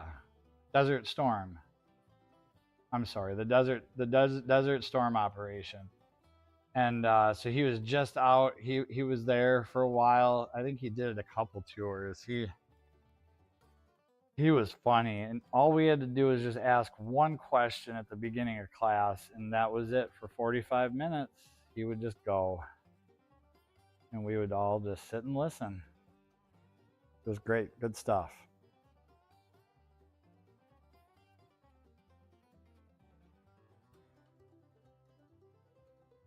Back in the day, it meant something, not so uncomfortable now. Yeah, right? Yeah, true. I mean, jeepers. I guess when you say it like that, right? Go fast. The idea is with a small pilot tube, let's call it mounted forward, you can get the early ram air bike design idea on anything with a CV carb bulk check valve fitting on that CV entry. And airbox pressure only sort of helps those early design ideas. Not true ram air, you're correct, but the only way to do it. There is a way to do it at the F4 design. Yes. And like my SV650, I had a custom pressurized airbox made so that when the air came in on the front of the fairing, it went into a completely sealed airbox. There was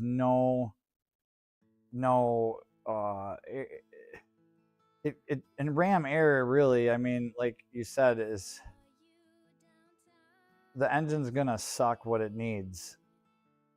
And if you're ramming any more air, you're gonna turbo or supercharge or something like that. I mean, on a, having available pressurized air is always good, but then you run into a lot of other science and stuff, and I don't like that part so much. I just like fixing bikes and making them run right.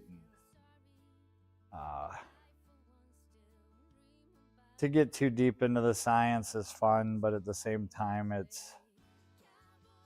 it all depends who shows up on what that weekend. No matter what you do, somebody's always got something faster. No matter who we are.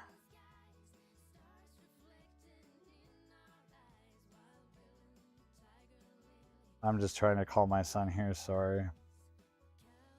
It does help, yes. Guy Bartz made me a really cool ram air, made a bunch of people ram air systems back in the day for the club racers on the SVs, and it was quite the setup. It was a complete gas tank, lower air box, front fairing, and it all fit together beautifully, and it was sealed, and they did so much dyno testing on it.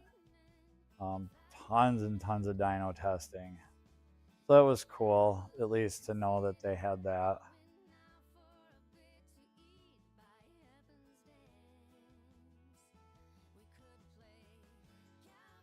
So I'm going to get over there in just a second. I had to check my phone. I apologize. You guys are my main interest tonight. Not my phone, but at the same time, I do have a child a couple 100 feet away.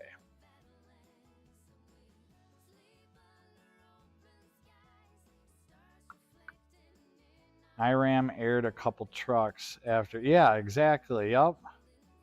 Where are you from, uncomfortable? I'll just start calling you uncomfortable. That's horrible. But that's kind of, I don't know why I just did that, but that's funny. I hope you think it's funny too. And it kind of made me feel uncomfortable saying it. Oh, that's good stuff. The only reason I say that is because you did the KLM. And I think that's Canadian maybe, or European, or I don't know.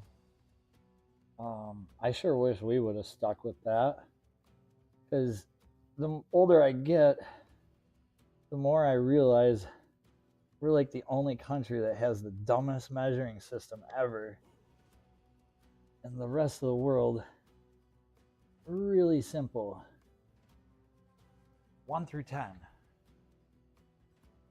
pretty much, I think.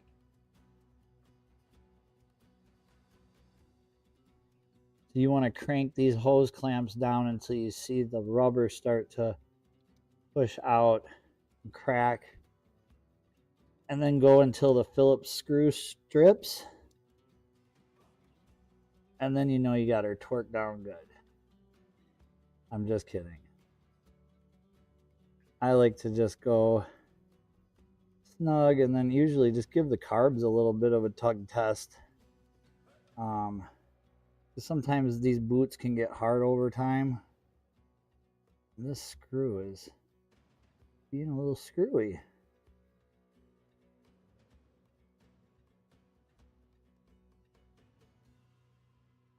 There we go. Those both feel good.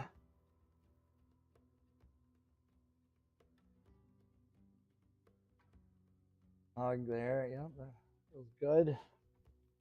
I don't see any dry cracks or anything to be concerned about.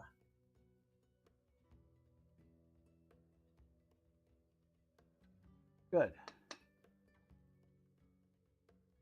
Now we'll adjust our throttle cables. And I'm not going to sync the carbs either or balance. I mean, I'll feel them. If they feel okay, I'm just going to be okay. It's going to be just fine. Be just fine. Cool. Manitoba, Canada. Had 2 S10 mini trucks. Metric and standard. Mind blown, confused. That's funny.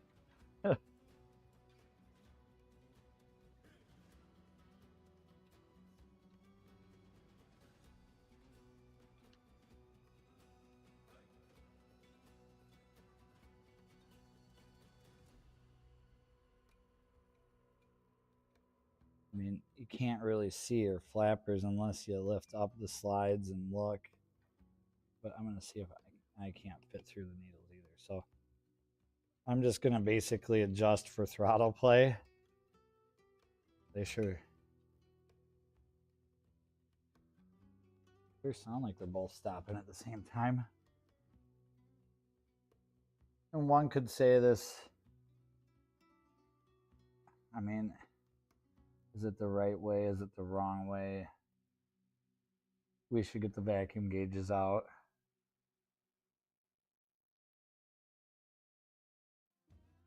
But, and I grabbed a 12 again, even though it's a 10. And I did the exact same thing like 4 hours ago.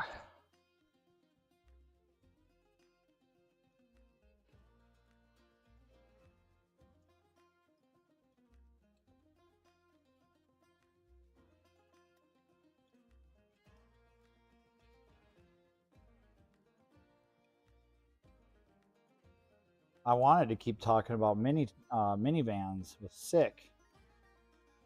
That 99 he's got isn't a bad van. Those are pretty good. If it's got the 3.3, if it's the newer one that always shit out head gaskets, I think it was a 3.8 or a 3.6. It was pre-Stellantis. And I hate this. The throttle's a sticky because of this stupid aftermarket bar end. Oh, I hate aftermarket bar ends. Dumbest thing ever.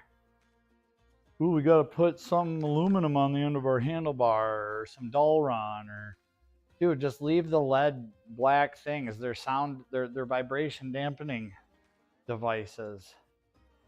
They're there to dampen vibration and help, and the 3 ounces that they weigh do not affect your riding ability at all on the street ever. It's just so silly. But then you put these on, they're never machined right, they're never made right, they're never right. You got to trim this or machine that for what? To look like you've got an aluminum shoved in the end of your handlebar? Come on. Come on. Silly people. Silly. But I did it. When I was 18, I bought a set of carbon fiber bar ends for my CBR. And after like a day, I took them off and put my stock ones back on because I could instantly feel the buzz. I could feel the buzz. And it wasn't the kind I wanted. So this little guy is going to go here. So put that there. It's 10:08 or 10:01, depending on which timer that was. There.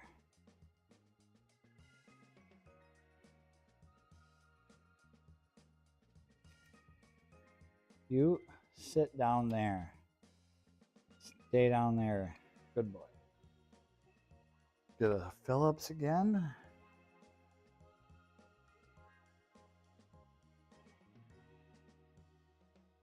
That's going to probably be the next video I make, is going to be the value of the minivan, because those videos right now are just doing insane on YouTube. If you research like normal everyday cars, all you got to do is make a video about how your 10-year-old, 15, 20-year-old car is valuable because it's cheap to keep, providing it is one of worthiness, you know, a Camry, something along those lines. In that case, it would be cool, but any other scenario, it's nice. A little free play. Hey, bud. Tight, tight. Should we take the pipes off it and run it tonight, bud? Well, in a little bit. Okay, I'm live too on Facebook. Why are you? No, I can't. You can take this one. What do you need? Just for music. Yeah, here, take this one, please. Is that in YouTube? Yeah, signed up to YouTube. Okay, what are you doing? Just chilling with him, talking? Do I have any snacks? No, a tiny piece of this fudge, but you don't want that. Wow, you're a true junkie. Yeah. My 12-year-old is a true chocolate junkie. You need help, son. Love you, bud. That's awesome.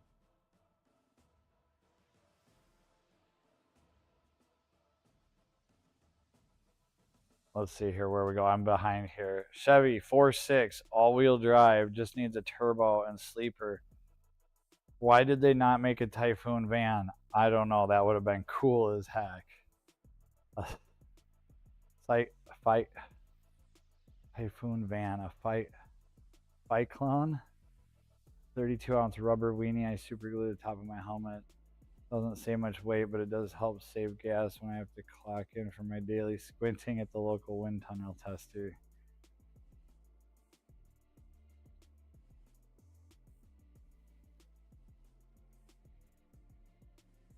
Oh, metallic flakes and old oil snacks. Yeah, talking about metallic flakes real quick. And then, no, I'll make you uncomfortable, dude. I got to show you this.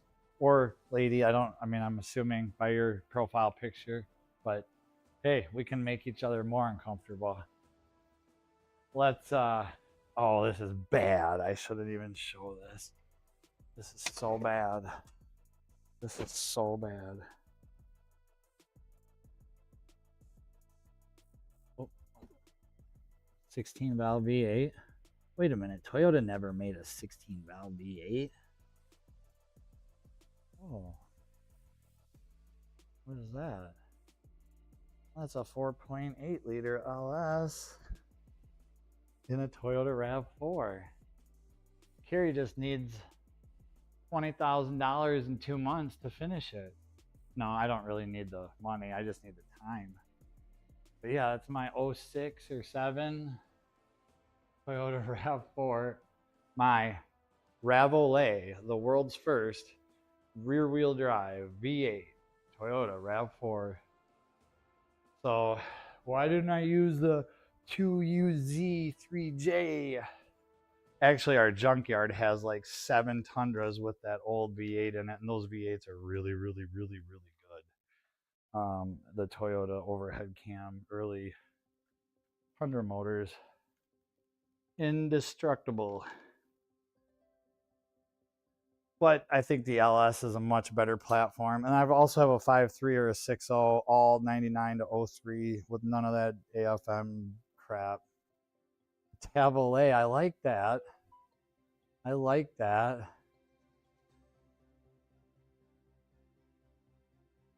Glitter is a very, very secret business. It is a very, the best documentary on YouTube is about glitter. 100%. 100%. That was by far the best documentary I've ever watched was on glitter. Yeah, so I bought this Toyota RAV4 with a bad motor. And being a mechanic and a single dad and, you know, using my shop and all my tools, I thought, what would be a better idea?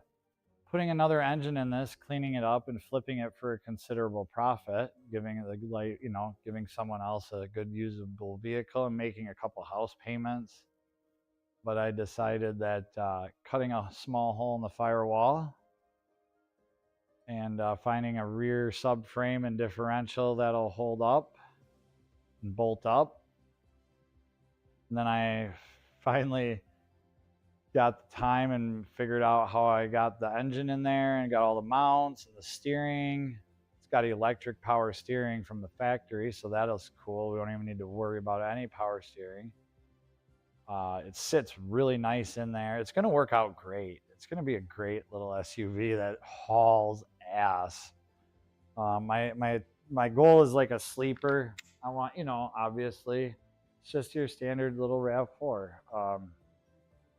But it was all-wheel drive, so that kind of was. Now it's only rear, and it'll never be all-wheel drive again. I mean, I guess we could put stuff in it, but it's not necessary. But yeah, that's it. It's really an LS and a RAV4. And that was like my channel. I was going to do my channel on that. I thought, you know what? If I make one video, tell the world I have a RAV4 V8, it's going to melt YouTube. I'm going to blow up. I'll be like Rich Rebuilds.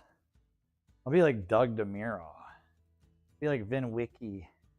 Overnight sensation. And really, really quick reality set in.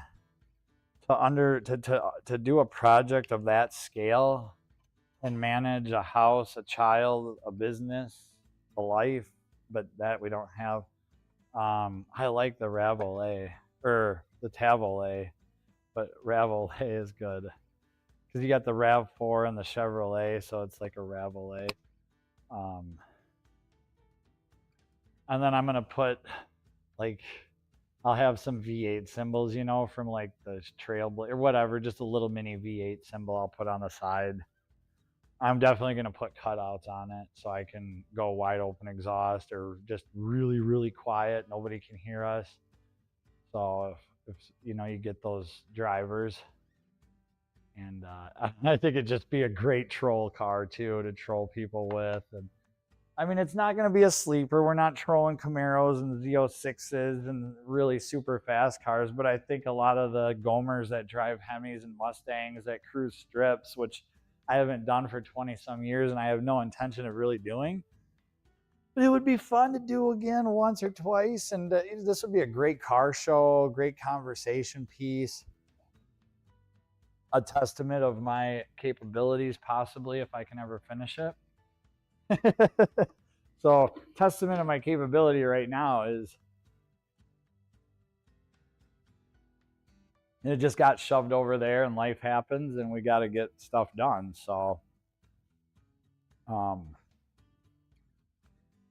speaking of that, we're getting close to wrapping this up. So, I think we should just stick with it and power through here and get her done. We've got a couple vent hoses we need to check on.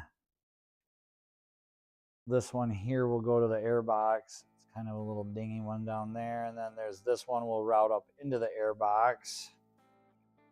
This is our vent to atmosphere, which was pointed down at the exhaust, which I don't want. We're just going to set that up there with our carbs. Thought there was one more, but maybe not.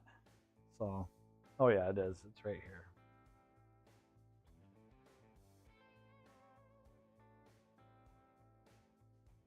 And that's just another drain tube for this part of the air box, which kind of annoying, but. And then these guys here don't feel like they're in the right spot at all when I go to put it on. I don't see any real arrows or alignment marks. So I don't know. It'd be easier to put them on first or just struggle like I did. They're just the springies that fit over the springy here.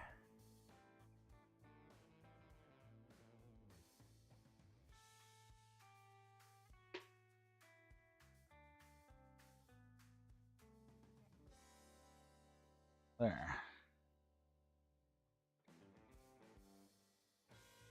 Cool. Then this little nipple here will fit onto, there's like a little rubber 90 right there. You can probably not see it, but now jamming this, not jamming, I shouldn't use that word, but it's more or less what it is it's a really not prettiest of all processes, and I don't really know how else one would go about it. But I mean, we're not gonna break or smash. We're just, it's a little tight. So just a little patience. A little patience goes a long ways.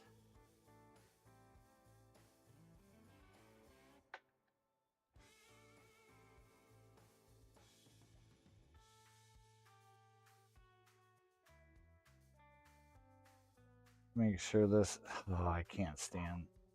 I have never been a fan of like useless drain tubes.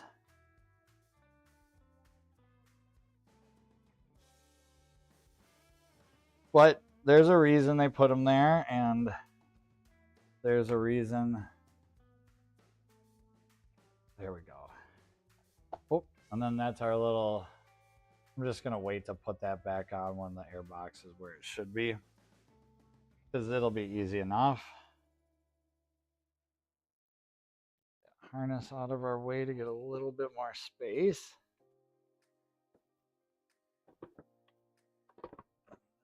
Back here.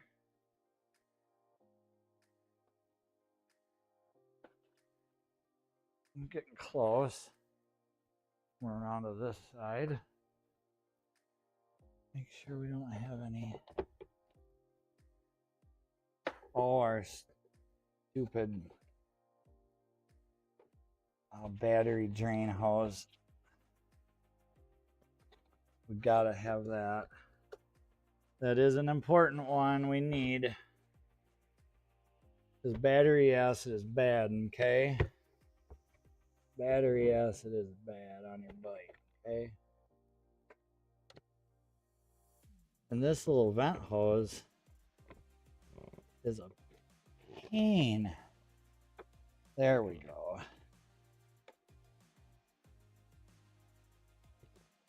There's where it should be. Whew. I want to crack the door. It's like 40 degrees out tonight. Oh, that feels good. Oh, my shop door window screen is shut too. The heat from the summer day, even though it was a cool day, my metal roof gets hot. And then the heat soaks through the shop.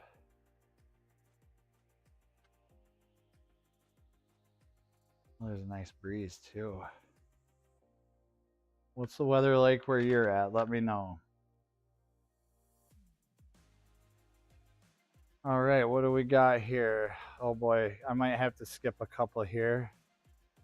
Go fast. What else is there to do tonight, everyone? I have a 1984 944 wide body. Jesus. That's insane.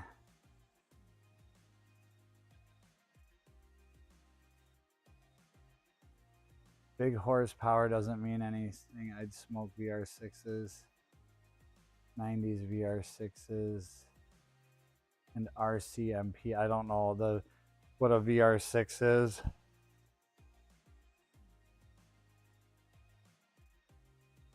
I just know I don't do German.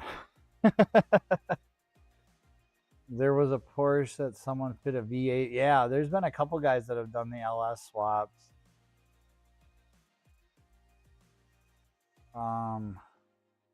Buddy of mine did a 911 turbo and a VW. That would be cool.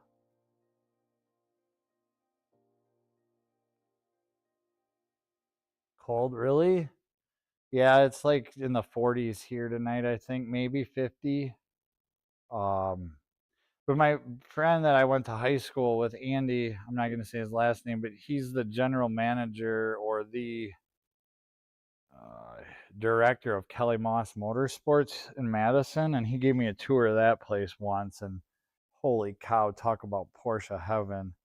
And they had racks and racks and stacks of cars in there, and oh, fuel injections and dynos and all-wheel drive dynos. Oh, it was insane, the Porsche stuff. And I think they specialize in specifically Porsche cars and Audi, doing a lot of trackside assistance. So when you show up to the track, they just help you out and have, they are your concierge for your track day, so to speak. And that was really cool. But yeah, I can't play with anything like that. I don't got the cash or the time. But maybe if I had the cash, I'd have the time, or I don't know. I think it's going to always be a battle for life. But we're gonna get this air box in. We're almost there.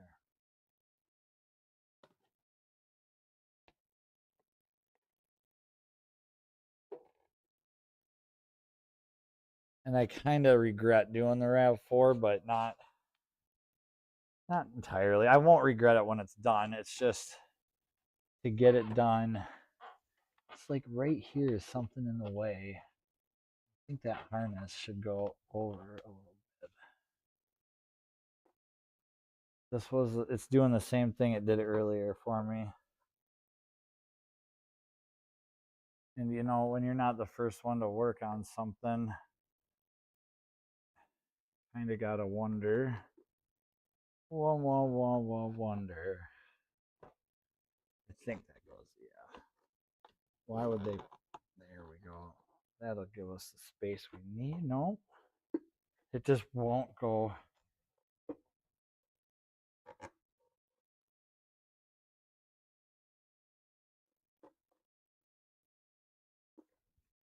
On there like it ought to.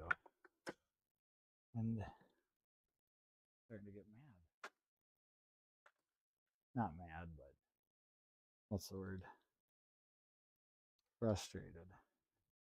We got this little guy here that's going to help me loop that rubber around where I can't see.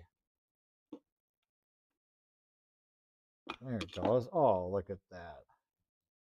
Falls right in, sort of. Sometimes.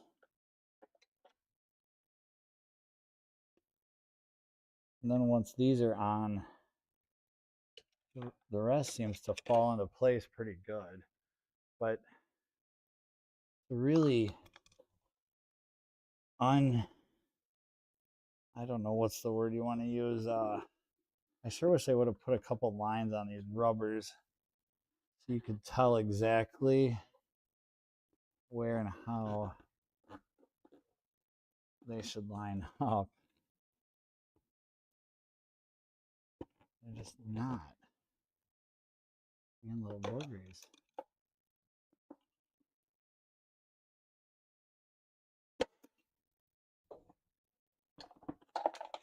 And if these aren't on just right, the whole process gets screwed up.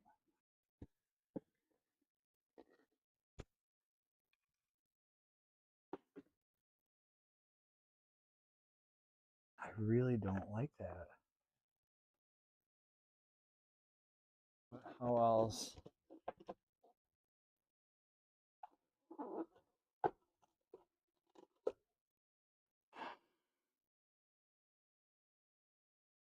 Screw it. I'm just going to put it on the carb once. Let's just do it that way. Who wants to play like that? Take them both off. We can try it like this.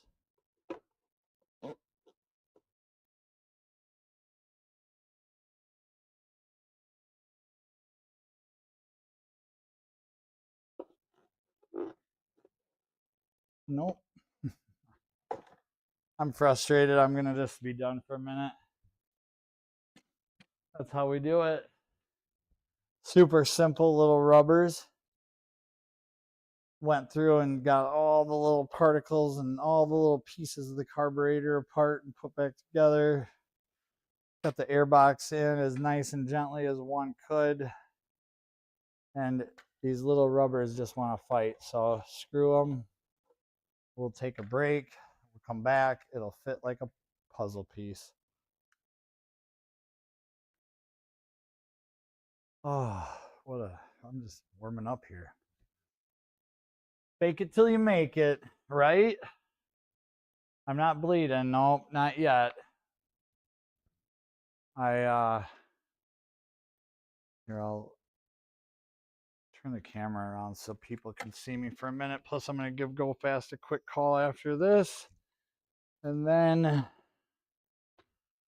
I don't know. It's late, or getting late, and I'm pretty beat. Oh, there's my plate of food. Yeah, that's nice. Show that to everybody. Or with a fly swatter sitting on a pizza slice. That's nice. Let's see how this looks. Scare everybody. Look at that. I'm sweating and it's. Take a break, relax for a bit. I'll probably come back yet tonight, but it'll get to me. And it's not that late, I don't think. It's 10:30 here. Um, yeah, that's what we need to do. We just did a lot of work. I've been talking nonstop, not thinking about what I'm working on at all, really thinking about what V8s and minivans and turbos and 1222s, negative 12.222. Let's see here. Okay, I'm back a bit here. Okay. The Durbo,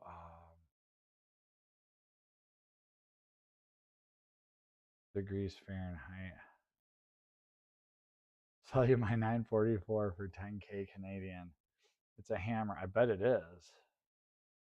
I bet it is. Thanks for stopping in. Been good having you in the chat tonight.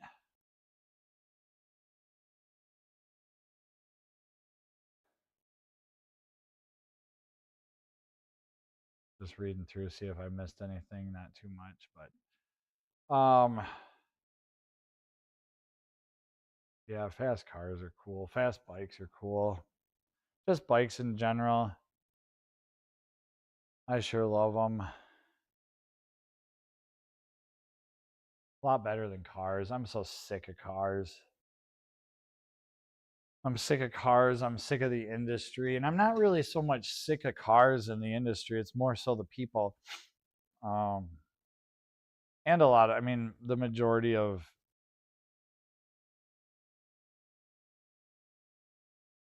motorcycle people that I deal with are amazing. Because they have it and it's a toy and they want to take care of it. And, you know, it's money that they want to spend.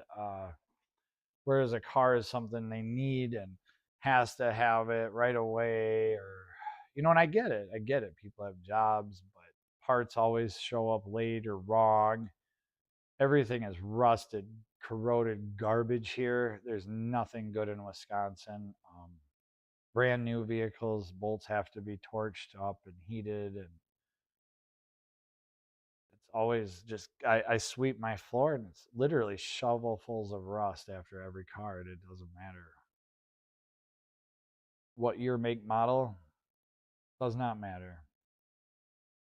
All rotted garbage from that solution they spray on the roads. And it's a solution, a liquid. So like I get salt, you know, it breaks down, it gets wet, it gets on your stuff, but they pour a solution into the porosity of the roads, and then that gets mystified as cars drive over it, and it gets into your intake and condensers. Everything just gets this nasty, weird corrosion, and everything just turns to shit over time.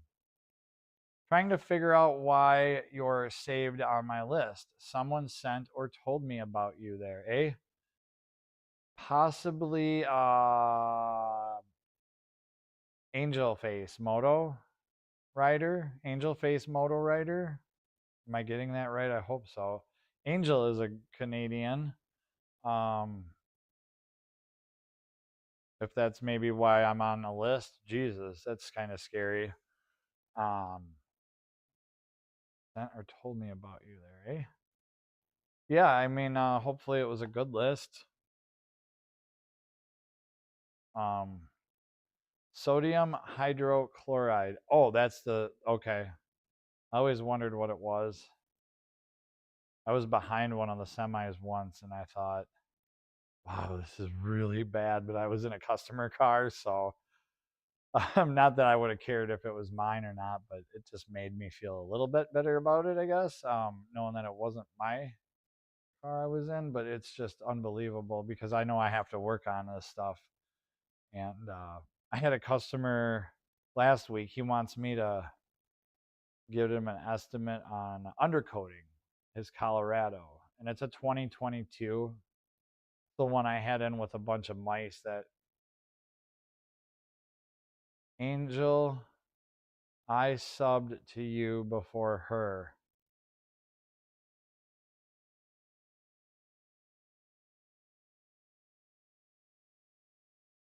How can you tell? I don't know how to tell if I'm subscribed to people and how long they have been subscribed to me for. But I'm just trying to make a Canadian connection. 2-4, 2-4, 2-4 is from the island, an island up over there. South Trailer Park Boys, Nova Scotia. Maybe 2-4. Another guy I can think of that's Canadian that's actively in the chat, in the group, in the community. Could have been Motobum Virginia or any of those guys as well. But 2-4,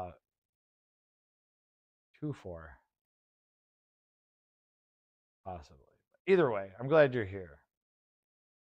And 2 for Nova Scotia. 2 for Nova Scotia. Nova Scotia. I'm trying to talk a little Canadian. It was a 2 for Nova Scotia. It was a 2 for. This is fun. What was a 2 for? 2 for Nova Scotia. Oh, it was 2 for. Awesome. Awesome. He's good. He's a good dude. I enjoy listening to him talk. Period. Again, one of those guys that I could just listen to talk for, like old Mac. I could listen to him. A lot of these guys that have these channels are really good, and I like the stories and the stuff they have to say. And it's what we find valuable at the end of the day that we're going to give our attention to.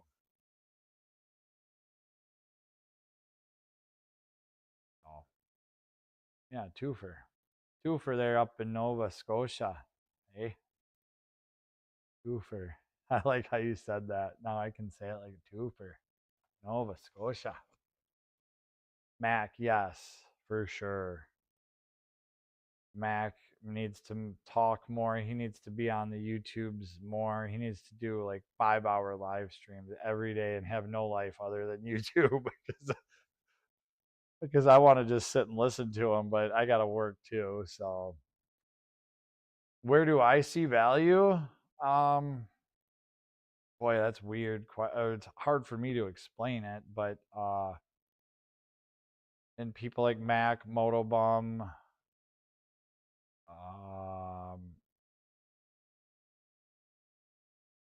I love Destination Adventure. He's a Canadian. Dustin Porter has like the most, whatever his channel is, that if you can make, like, that is value to me. The way he can captivate every second of your attention with editing and music and valuable information, whether it's in the form of history or you're learning something, or it's just a good, fun story that we can generally all relate to. I find that valuable. Yeah, I mean, if I was to say Destination Adventure, Dustin Porter is probably the best, like, at like insane, underrated YouTuber for his channel. And who else do I like? Asmongold TV, where he talks. He's like my only news source is Asmongold TV.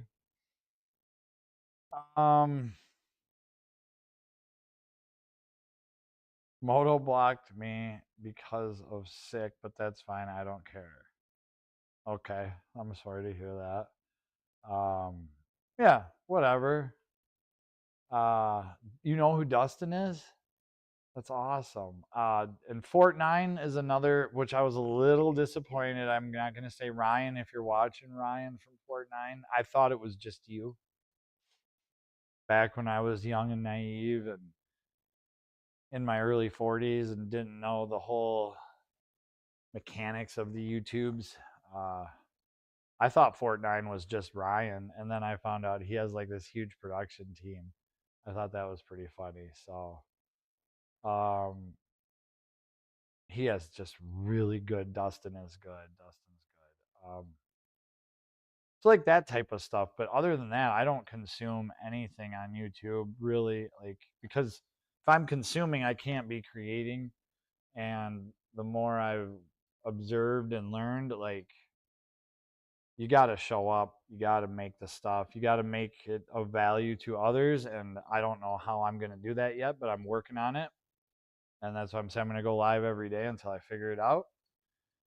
And I may never figure it out. So, but you don't know unless you try, and you can't fail if you don't try, and you can't succeed if you don't try. So here we are. Here we are.